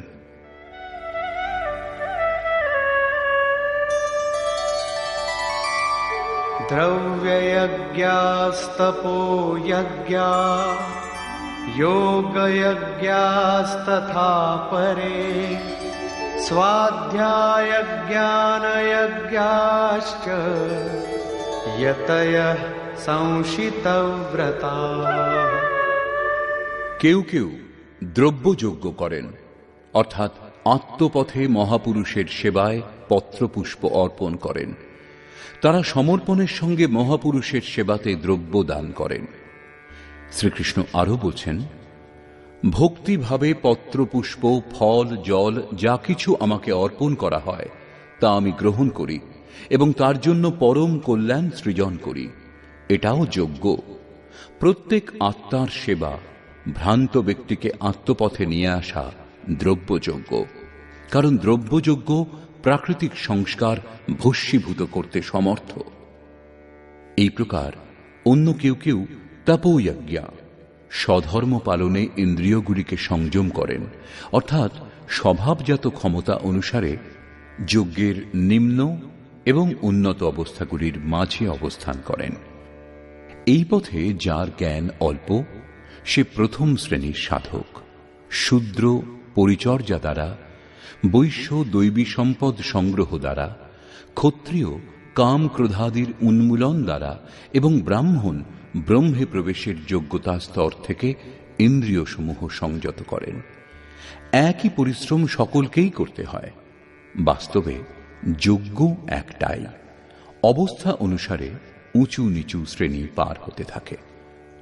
পূজ্য মহারাজজি বলতেন, মনের সঙ্গে ইন্দ্রিয়গুলি এবং শরীরকে লক্ষ্যের অনুরূপ সংযত করাকেই তপ বলে। এরা লক্ষ্য থেকে দূরে পালাবে, এদের সংযত করে সেই দিকেই নিযুক্ত করো। অনেক পুরুষ যোগ যজ্ঞের আচরণ করেন। প্রকৃতিতে দিগ্ভ্রান্ত আত্মার প্রকৃতি থেকে পরমাত্মার সঙ্গে মিলনের নাম যোগ। যোগের পরিভাষা পরিস্ফুট হয়েছে ষষ্ঠ অধ্যায়ের 23 সংখ্যক শ্লোকে। সামান্যত দুটি বস্তুর মিলনকে যোগ বলা হয়। তাহলে কাগজের সঙ্গে কলম, থালা, টেবিল ঘনিষ্ঠভাবে থাকলে একে কি যোগ বলা যেতে পারে? না, এ সমস্ত পঞ্চভূতে নির্মিত পদার্থ, একটাই, দুটো নয়। দুই হল প্রকৃতি ও পুরুষ। প্রকৃতিতে স্থিত আত্মা নিজেরই শাশ্বত রূপ পরমাত্মাতে স্থিতি লাভ করে, তখন প্রকৃতি পুরুষে বিলীন হয়ে যায়, তাকেই যোগ বলে। অতএব অনেক পুরুষ এই মিলনে সহায়ক সম, দম ইত্যাদি নিয়মগুলির উত্তম রূপে আচরণ করেন। যোগ যজ্ঞের কর্তা এবং অহিংসাদি তীক্ষ্ণ ব্রতগুলির সঙ্গে সংযুক্ত যত্নশীল পুরুষ স্বাধ্যায় জ্ঞান যজ্ঞাশ্চ, নিজের অধ্যয়ন স্বরূপের অধ্যয়ন করেন। তিনি জ্ঞানযজ্ঞের কর্তা। এখানে যোগের অঙ্গগুলি যম, নিয়ম, আসন, প্রাণায়াম, প্রত্যাহার, ধারণা, ধ্যান এবং সমাধি ইত্যাদিকে অহিংসাদি তীক্ষ্ণ ব্রতগুলির দ্বারা নির্দিষ্ট করা হয়েছে। অনেকেই স্বাধ্যায় করেন। বই পড়া স্বাধ্যায়ের আরম্ভিক স্তর। বিশুদ্ধ স্বাধ্যায় হল নিজের অধ্যয়ন, যার ফলে স্বরূপের উপলব্ধি হয়, যার পরিণাম জ্ঞান অর্থাৎ সাক্ষাৎকার। যজ্ঞের পরবর্তী অনুষ্ঠান সম্বন্ধে বলছেন, अपाने जुह्वति प्राणम् प्राणे पानं तथा परे प्राणापानगतिरुद्ध्वा प्राणायामपरायणा। বহু যোগী অপান বায়ুতে প্রাণবায়ুর আহুতি দেন এবং প্রাণবায়ুতে অপান বায়ুর আহুতি দেন। এর থেকে সূক্ষ্ম অবস্থা হলে অন্য যোগীগণ প্রাণ এবং অপান উভয়ের গতিরুদ্ধ করে প্রাণায়াম পরায়ণ হয়ে যান। যাকে শ্রীকৃষ্ণ প্রাণ অপান বলছেন, তাকেই মহাত্মা বুদ্ধ অনাপান বলেছেন। একেই তিনি শ্বাস প্রশ্বাস বলেছেন। প্রাণ সেই শ্বাসকে বলে যা আপনি গ্রহণ করেন, এবং অপান সেই শ্বাসকে বলে যা ত্যাগ করেন। এটা যোগীগণ অনুভব করেছেন যে আপনি শ্বাসের সঙ্গে বাহ্য বায়ুমণ্ডলের সংকল্পও গ্রহণ করেন এবং প্রশ্বাসে আন্তরিক ভালোমন্দ চিন্তনের তরঙ্গ ত্যাগ করেন। বাহ্য কোনো সংকল্প গ্রহণ না করা প্রাণের আহুতি, এবং অন্তরে সংকল্প জাগ্রত না হতে দেওয়াকে অপানের আহুতি বলে। অন্তরে সংকল্পের স্ফুরণ যেন না হয়, এবং বাহ্য জগতের কোনো চিন্তা অন্তরে যাতে ক্ষোভ উৎপন্ন করতে না পারে। এই প্রকার প্রাণ এবং অপান উভয়ের গতির মধ্যে সামঞ্জস্য স্থাপিত হলে প্রাণের আয়াম অর্থাৎ নিরুদ্ধ হয়। একেই প্রাণায়াম বলে। এই হল মনকে জয় করা। প্রাণের গতিরুদ্ধ করা, মনের গতিরুদ্ধ করা একই কথা। প্রত্যেক মহাপুরুষ এই প্রকরণটি নিয়েছেন। বেদে উল্লেখ করা হয়েছে চত্বারি বাক পারমিতা পদান। এ বিষয়ে পূজ্য মহারাজজি বলতেন, হো, একটা নামকেই 4টি শ্রেণীতে জপ করা হয়, যেমন বৈখরী, মধ্যমা, পশ্যন্তী এবং পরা।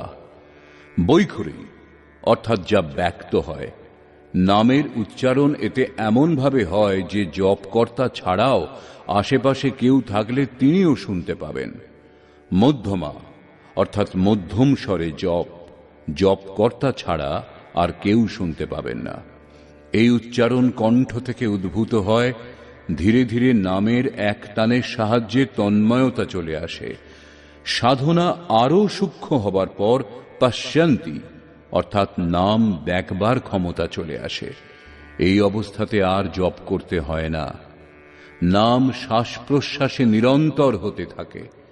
এই স্তরে মনকে দ্রষ্টারূপে স্থির করে দেখতে হয় যে শ্বাস কি বলতে চাইছে, কখন গ্রহণ করা হয়, কখন ত্যাগ করা হয়, শ্বাস কি বলে।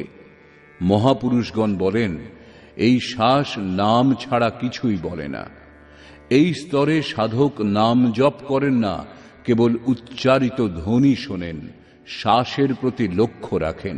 সেই জন্য এই স্তরকে পশ্যন্তী বলে। পশ্যন্তী স্তরে মনকে দ্রষ্টারূপে লক্ষ্য রাখতে হয়। কিন্তু সাধনা আরো উন্নত হলে শোনারও প্রয়োজন হয় না। জপ আরম্ভ করলে শতই শোনা যায়। জপায় ন জপাবে আপনে সে আবে। স্বয়ং জপ করবার দরকার হয় না, মনকে বাধ্যও করা হয় না, কিন্তু জপ অনবরত হতে থাকে। একেই অজপা বলে। এমন নয় যে জপ আরম্ভ না করেই অজপা স্থিতি লাভ হয়। যদি কেউ জপ আরম্ভ নাই করে থাকে, তাহলে তার কাছে অজপা বলে কিছু থাকে না। অজপার অর্থ এই যে জপ না করা সত্ত্বেও জপ অনবরত হতে থাকে। একবার শ্বাসে জপ আরম্ভ করলেই তা প্রবাহিত হয় এবং নিরন্তর হয়। এই স্বাভাবিক জপকে বলে অজপা, এবং এই হল পরাবাণীর জপ। এই জপ প্রকৃতির ঊর্ধ্বের তত্ত্ব পরমাত্মাতে স্থিতি প্রদান করে। এরপর বাণীতে আর কোনো পরিবর্তন হয় না। পরমের দিগদর্শন করে তাতেই বিলীন হয়ে যায়। সেই জন্য একে পরা বলা হয়।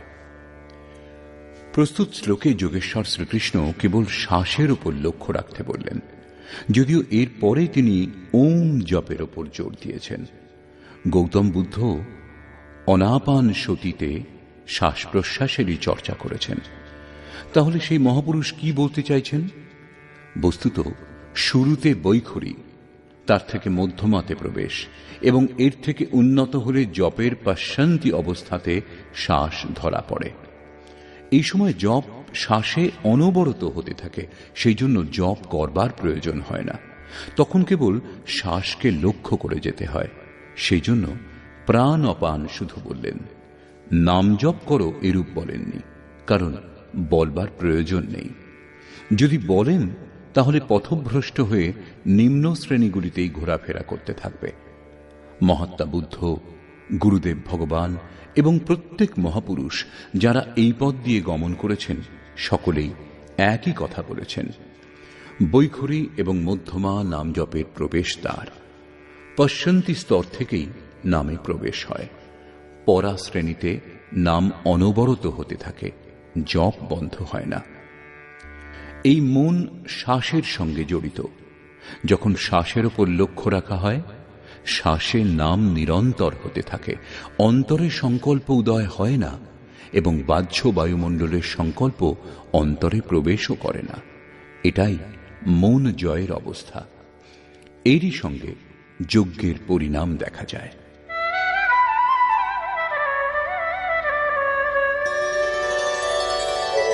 अपरे नियताहाराः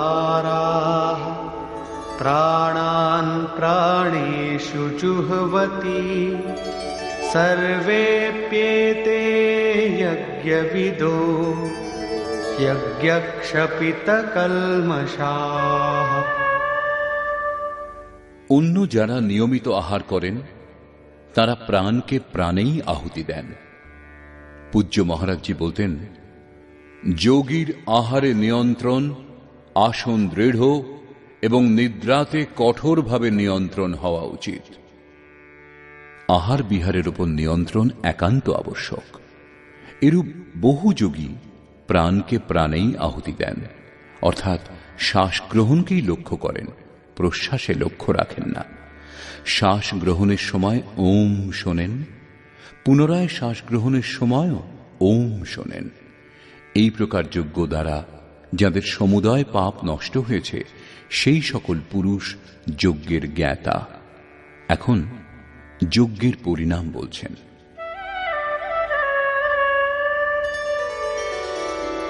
यज्ञशिष्टामृतभुजो यान्ति ब्रह्म सनातनम् नायं लोकोऽस्त्ययज्ञस्य कुतोऽन्यः कुरु सत्तम।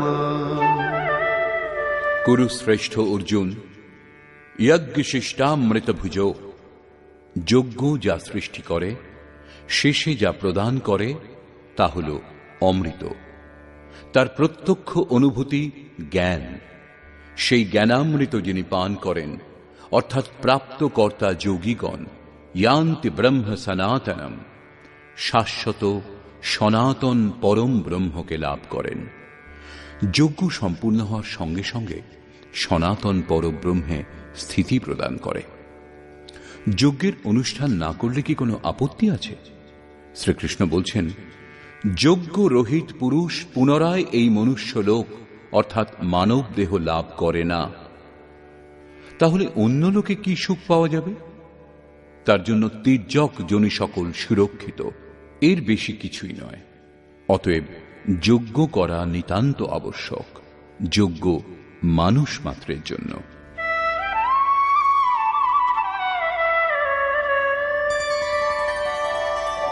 एवं बहुविधा यज्ञा वितता ब्रह्मणो मुखे कर्मजान् विद्धितान् सर्वान् एवं ज्ञात्वा विमोक्ष्यसे। এইরকমই বহুবিধ যজ্ঞ বেদবাণীতে বিস্তারিত এবং ব্রহ্মমুখে ব্যাখ্যাত হয়েছে। প্রাপ্তির পরে মহাপুরুষগণের দেহ পরব্রহ্ম ধারণ করেন। ব্রহ্ম থেকে অভিন্ন অবস্থাযুক্ত ওই মহাত্মাগণের বুদ্ধি যন্ত্রমাত্র হয়। তাদের মাধ্যমে ব্রহ্মই কথা বলেন। তাদের বাণীতে এই যজ্ঞের বিস্তৃত বর্ণনা করা হয়েছে। এই সমস্ত যজ্ঞকে তুমি কর্মজান বিদ্ধি, কর্ম থেকে উৎপন্ন হয়েছে জানবে। এই কথা পূর্বেও বলেছেন, যজ্ঞঃ কর্ম সমুদ্ভবঃ। সেই সমস্ত এইভাবে ক্রিয়াত্মক প্রক্রিয়ায় চলে জানবার পর এখানে বললেন, যজ্ঞের অনুষ্ঠান করে যাদের পাপ নষ্ট হয়ে গেছে তারাই যজ্ঞের যথার্থ জ্ঞাতা। বললেন, অর্জুন, তুমি বিমোক্ষ্যসে, অর্থাৎ সংসার বন্ধন থেকে সম্পূর্ণরূপে মুক্ত হয়ে যাবে। এখানে যোগেশ্বর কর্ম কি তা স্পষ্ট করেছেন। সেই ক্রিয়াই কর্ম যার আচরণ করলে এই যজ্ঞ সম্পূর্ণ হয়। এখন যদি দৈবী সম্পদের অর্জন, সদ্গুরুর ধ্যান, ইন্দ্রিয়গুলির সংযম, শ্বাসকে প্রশ্বাসে আহুতি, প্রশ্বাসকে শ্বাসে আহুতি, প্রাণ অপানের গতিরোধ, এই সমস্ত কর্ম কৃষিকর্মে, ব্যবসা, চাকরি অথবা রাজনীতিতে সম্ভব হয়, তাহলে আপনি করুন। যজ্ঞ এরূপ ক্রিয়া যা সম্পূর্ণ হওয়ার সঙ্গে সঙ্গেই পরব্রহ্মে প্রবেশ সম্ভব। বাহ্য কোনো কার্য দ্বারা পরব্রহ্ম লাভ অসম্ভব। বস্তুত এ সমস্তই যজ্ঞ চিন্তনের অন্তঃক্রিয়া, আরাধনার চিত্রণ, যাতে আরাধ্য দেব বিদিত হন। যজ্ঞ আরাধ্য দেব পর্যন্ত পৌঁছনোর নির্ধারিত প্রক্রিয়া বিশেষ। এই যজ্ঞ শ্বাস প্রশ্বাস, প্রাণায়াম ইত্যাদির যে ক্রিয়ার দ্বারা সম্পন্ন হয় সেই কার্যপ্রণালীর নাম কর্ম। কর্মের শুদ্ধ অর্থ আরাধনা, চিন্তন। প্রায় লোকে বলে যে সংসারে যা কিছু করা হয় সে সমস্তই কর্ম, কামনা শূন্য হয়ে যা কিছু করা হবে তাই নিষ্কাম কর্ম হবে। কেউ বলে বেশি লাভ করার জন্য বিদেশি বস্ত্র বিক্রি করলে আপনি সকামী ব্যক্তি, দেশ সেবার জন্য স্বদেশী দ্রব্যের ব্যবসা করলে আপনি নিষ্কাম কর্মযোগী। নিষ্ঠাপূর্বক চাকুরি করলে লাভ লোকসানের চিন্তা ত্যাগ করে ব্যবসা করলেই কি নিষ্কাম কর্মযোগ হয়?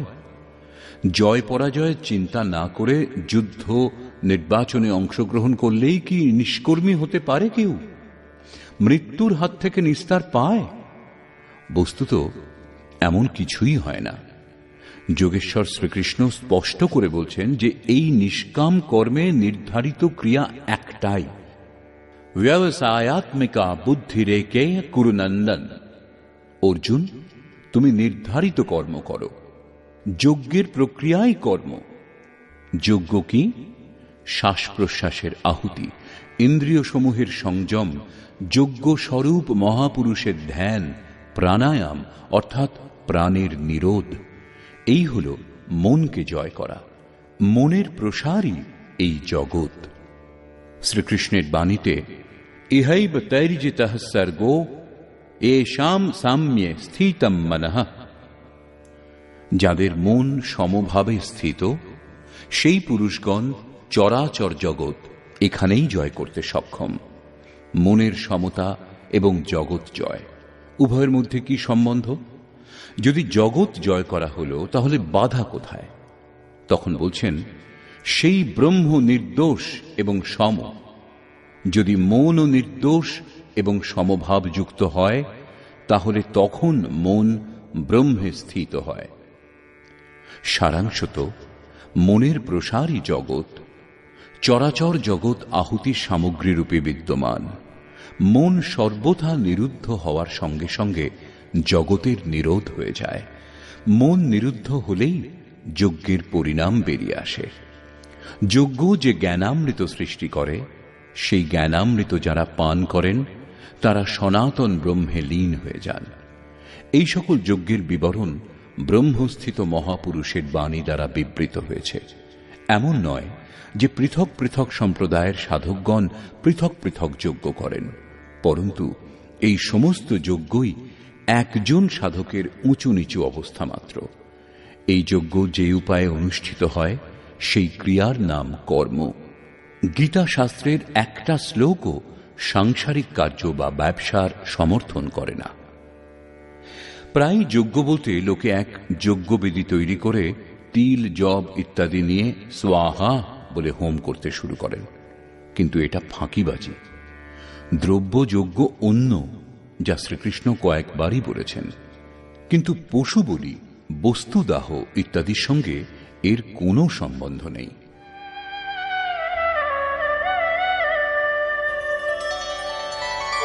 শ্রেয়ান দ্রব্যময়াদ যজ্ঞাৎ জ্ঞানযজ্ঞঃ পরন্তপ সর্বং কর্মাখিলং পার্থ জ্ঞানে পরিসমাপ্যতে।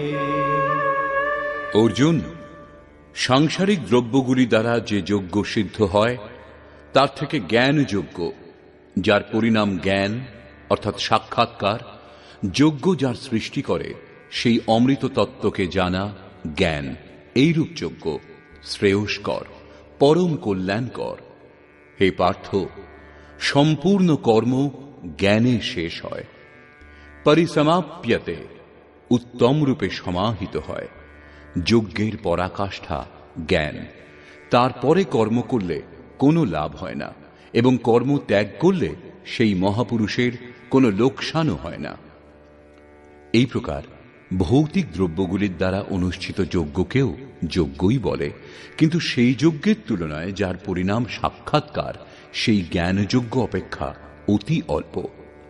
আপনি কোটি হোম করুন, শত শত যজ্ঞবেদী তৈরি করুন, সৎপথে দ্রব্যদান করুন, সাধু সন্ত মহাপুরুষের সেবায় দ্রব্যদান করুন, কিন্তু তা এই জ্ঞানযজ্ঞ অপেক্ষা অত্যন্ত অল্প। বস্তুত যজ্ঞ শ্বাস প্রশ্বাসে অনুষ্ঠিত হয়। ইন্দ্রিয় সমূহের সংযম, মন নিরোধ, এগুলিকেই শ্রীকৃষ্ণ যজ্ঞ বলেছেন। এই যজ্ঞ কিরূপে লাভ হবে, তার পদ্ধতি কোত্থেকে শেখা হবে? মন্দির, মসজিদ, গির্জাঘরে গিয়ে, নাকি পুস্তকে? তীর্থযাত্রা করলে লাভ হবে, নাকি নদীতে অবগাহন করলে লাভ হবে? শ্রীকৃষ্ণ বলছেন, না, লাভ করবার স্রোত একটাই, তত্ত্বস্থিত মহাপুরুষ। যেমন তদ্বিদ্ধি প্রণিপাতেন পরিপ্রশ্নেন সেবয়া উপদেক্ষন্তি তে জ্ঞানম জ্ঞানিনস্তত্ত্বদর্শিনঃ। সেই জন্য অর্জুন, তুমি তত্ত্বদর্শী মহাপুরুষের সান্নিধ্যে উত্তম রূপে প্রণত হয়ে, অর্থাৎ প্রণাম করে, অহংকার ত্যাগ করে, শরণাগত হয়ে, উত্তম রূপে সেবা করে, নিষ্কপটভাবে প্রশ্ন করে সেই জ্ঞান লাভ করো। ওই তত্ত্বের জ্ঞাতা জ্ঞানীগণ তোমাকে জ্ঞান সম্বন্ধে উপদেশ দেবেন, সাধনার পথে এগিয়ে দেবেন। আত্মসমর্পণ করে সেবা করবার পরই এই জ্ঞান শেখবার ক্ষমতা আসে। তত্ত্বদর্শী মহাপুরুষ পরম তত্ত্ব পরমাত্মার প্রত্যক্ষ দিগদর্শন করেছেন। তারা যজ্ঞের বিধি বিশেষের জ্ঞাতা এবং সেই বিধি বিশেষ আপনাকেও শেখাবেন। অন্য যজ্ঞ হলে জ্ঞানী তত্ত্বদর্শীর কি দরকার ছিল? অর্জুন তো ভগবানেরই সম্মুখে ছিলেন, তাহলে তাকে ভগবান কেন তত্ত্বদর্শীর কাছে পাঠাচ্ছেন? বস্তুত শ্রীকৃষ্ণ যোগী ছিলেন।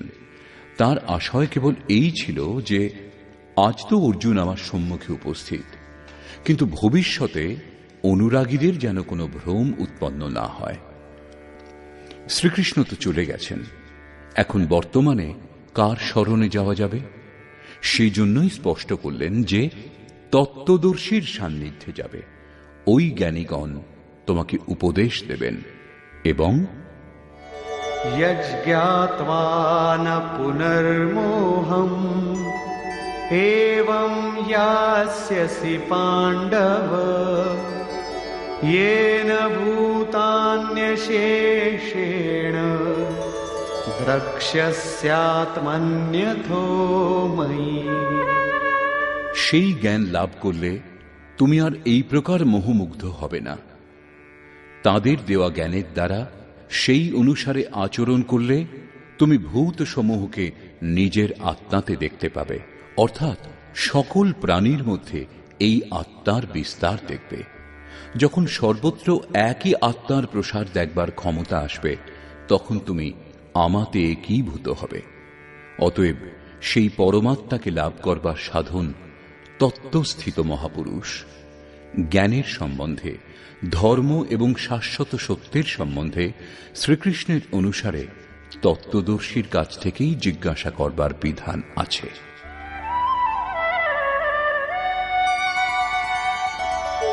अपि चेदसि पापेभ्यः सर्वेभ्यः पापकृत्तमः सर्वं ज्ञानप्लवेनैव वृजिनं सन्तरिष्यसि।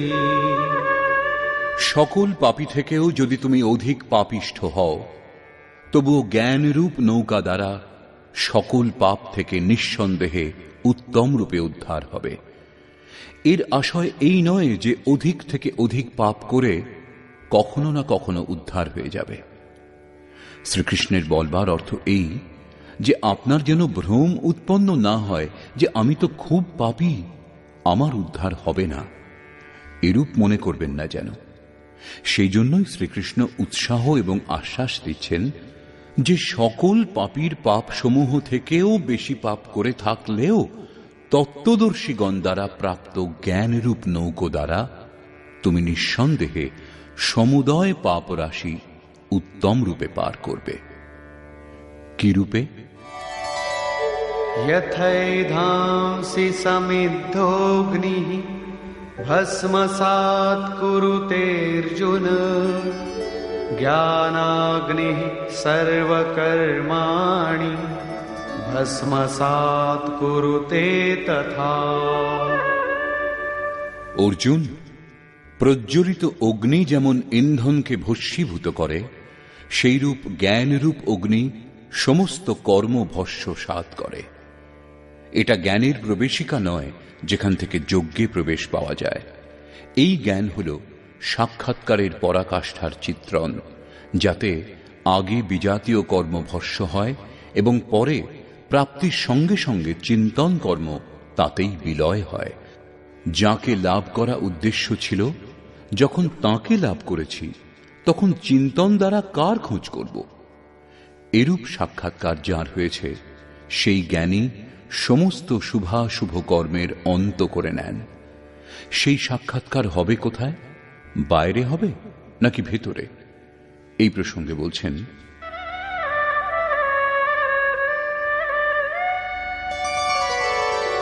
नहि ज्ञानेन सदृशं पवित्रमिह विद्यते तत्स्वयं योगसंसिद्धः कालेनात्मनि विन्दति।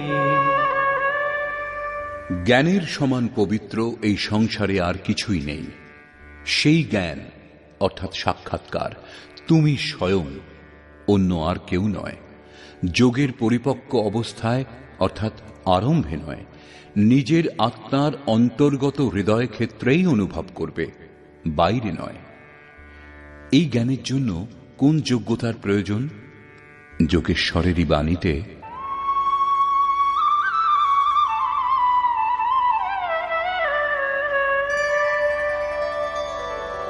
श्रद्धावान् लभते ज्ञानं तत्परः संयतेन्द्रियः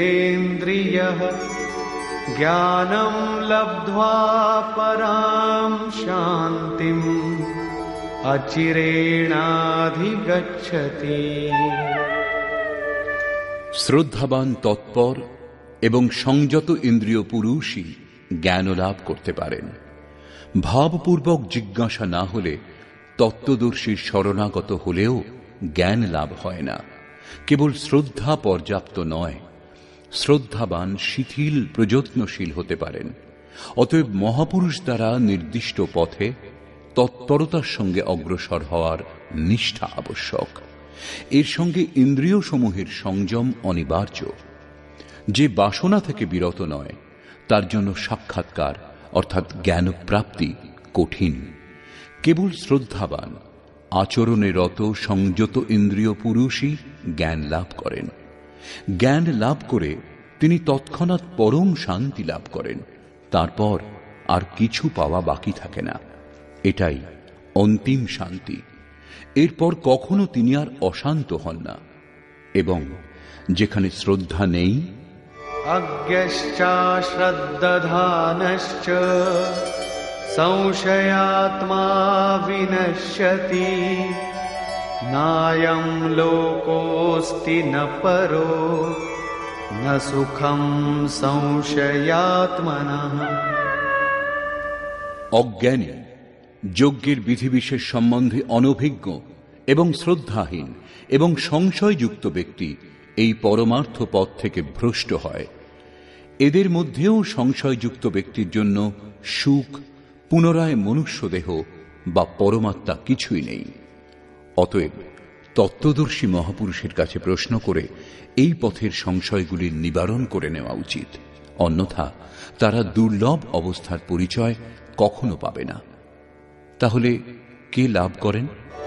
যোগ সন্ন্যস্ত কর্মাণং জ্ঞান সঞ্ছিন্ন সংশয়ং আত্মবন্তং ন কর্মাণি নিবধ্নন্তি ধনঞ্জয়। যার কর্ম যোগ দ্বারা ভগবানে সমাহিত, যার সম্পূর্ণ সংশয় পরমাত্মাকে প্রত্যক্ষ করে নষ্ট হয়ে গেছে, পরমাত্মার সঙ্গে সংযুক্ত এরূপ পুরুষকে কর্ম আবদ্ধ করতে পারে না। যোগের আচরণ দ্বারাই কর্মগুলি শান্ত হয়। জ্ঞান লাভের পরই সংশয় নষ্ট হয়। সেই জন্য শ্রীকৃষ্ণ বলছেন, तस्मादज्ञानसम्भूतं हृत्स्थं ज्ञानासिनात्मनः चित्वैनं संशयं योगम् आतिष्ठोत्तिष्ठ भारत। সেই জন্য ভরত বংশীয় অর্জুন, তুমি যোগে স্থিত হও এবং অজ্ঞানজাত হৃদয় স্থিত নিজের এই সংশয়কে জ্ঞানরূপ তরবারি দ্বারা ছেদন করো এবং যুদ্ধার্থ উত্থিত হও। সাক্ষাৎকারে বাধক সংশয় শত্রু যখন মনের ভিতরে, তখন বাইরে কেউ কারো সঙ্গে কেন যুদ্ধ করবে? বস্তুত যখন আপনি চিন্তন পথে এগিয়ে যান, তখন সংশয়জাত বাহ্য প্রবৃত্তিগুলি বাধারূপে উপস্থিত হয় এবং শত্রুরূপে ভয়ঙ্কর আক্রমণ করে। সংযমের সঙ্গে যজ্ঞের বিধি বিশেষের আচরণ করে এই বিকারগুলিকে অতিক্রম করে যাওয়াই যুদ্ধ, যার পরিণাম পরম শান্তি। এই হল চরম বিজয়। এরপরে আর পরাজয় নেই। নিষ্কর্ষ। বর্তমান অধ্যায়ের আরম্ভে যোগের শাস্ত্রে কৃষ্ণ বলেছিলেন, এই যোগ সম্বন্ধে আগে আমি সূর্যকে বলেছি, সূর্য মনুকে এবং মনু ইক্ষ্বাকুকে বলেছেন এবং রাজর্ষিগণ জেনেছেন। অব্যক্ত স্থিতিযুক্ত পুরুষ অথবা আমি বলেছি, মহাপুরুষগণও অব্যক্ত স্বরূপযুক্ত, দেহটা তাদের জন্য নিবাস স্থান মাত্র। এরূপ মহাপুরুষের বাণীতে পরমাত্মাই কথা বলেন।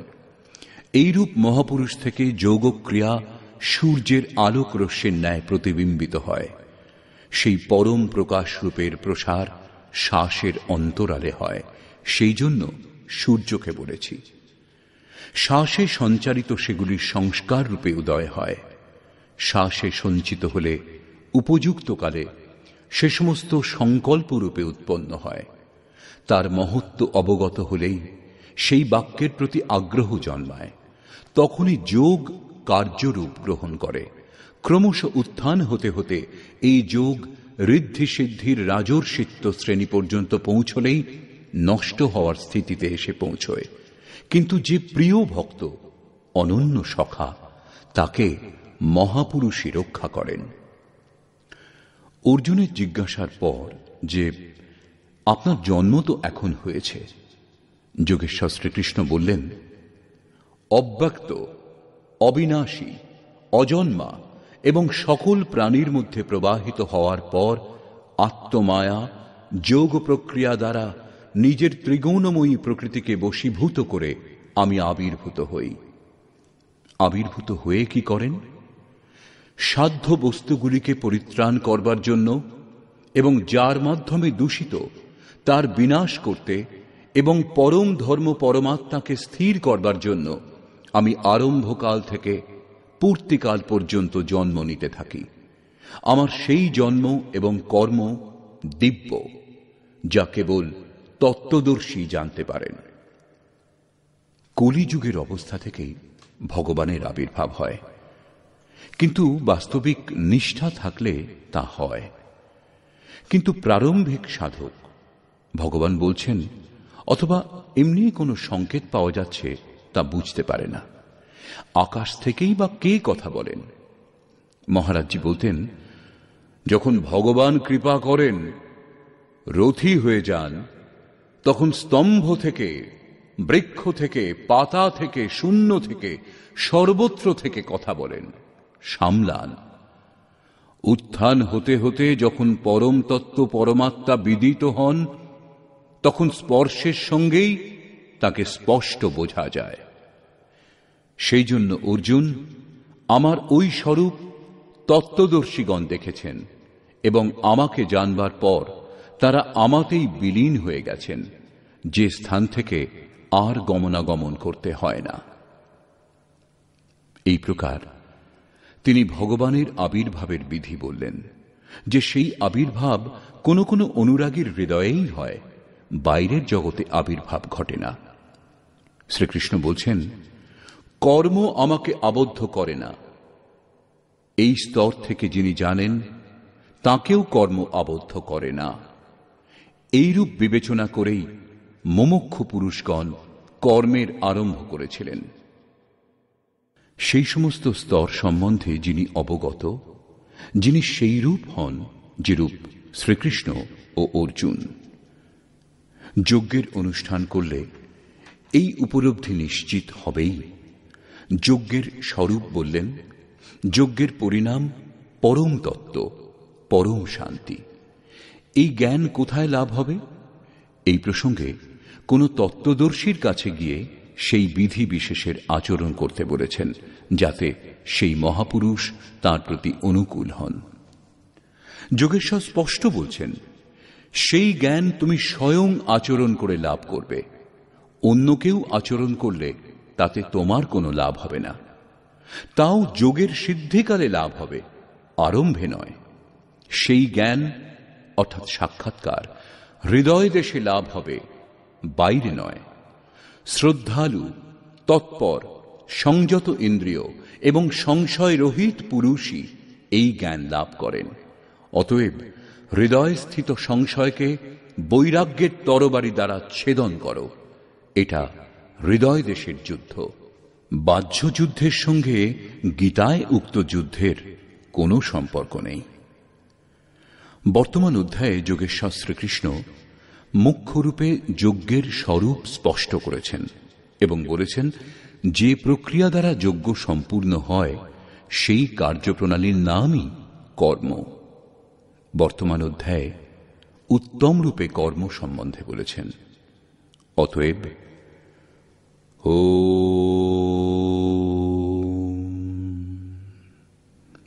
এইরূপ শ্রীমদ্ ভগবদ্ গীতারূপী উপনিষদ এবং ব্রহ্মবিদ্যা তথা যোগশাস্ত্র বিষয়ক শ্রীকৃষ্ণ এবং অর্জুনের সংবাদে যজ্ঞকর্ম স্পষ্টীকরণ নামক চতুর্থ অধ্যায় পূর্ণ হল। এই প্রকার শ্রীমৎ পরমহংস পরমানন্দজির শিষ্য স্বামী অর্গড়ানন্দকৃত শ্রীমদ্ ভগবদ্ গীতার ভাষ্য যথার্থ গীতাতে যজ্ঞকর্ম স্পষ্টীকরণ নামক চতুর্থ অধ্যায় সমাপ্ত হল। হরি ওম তৎসৎ।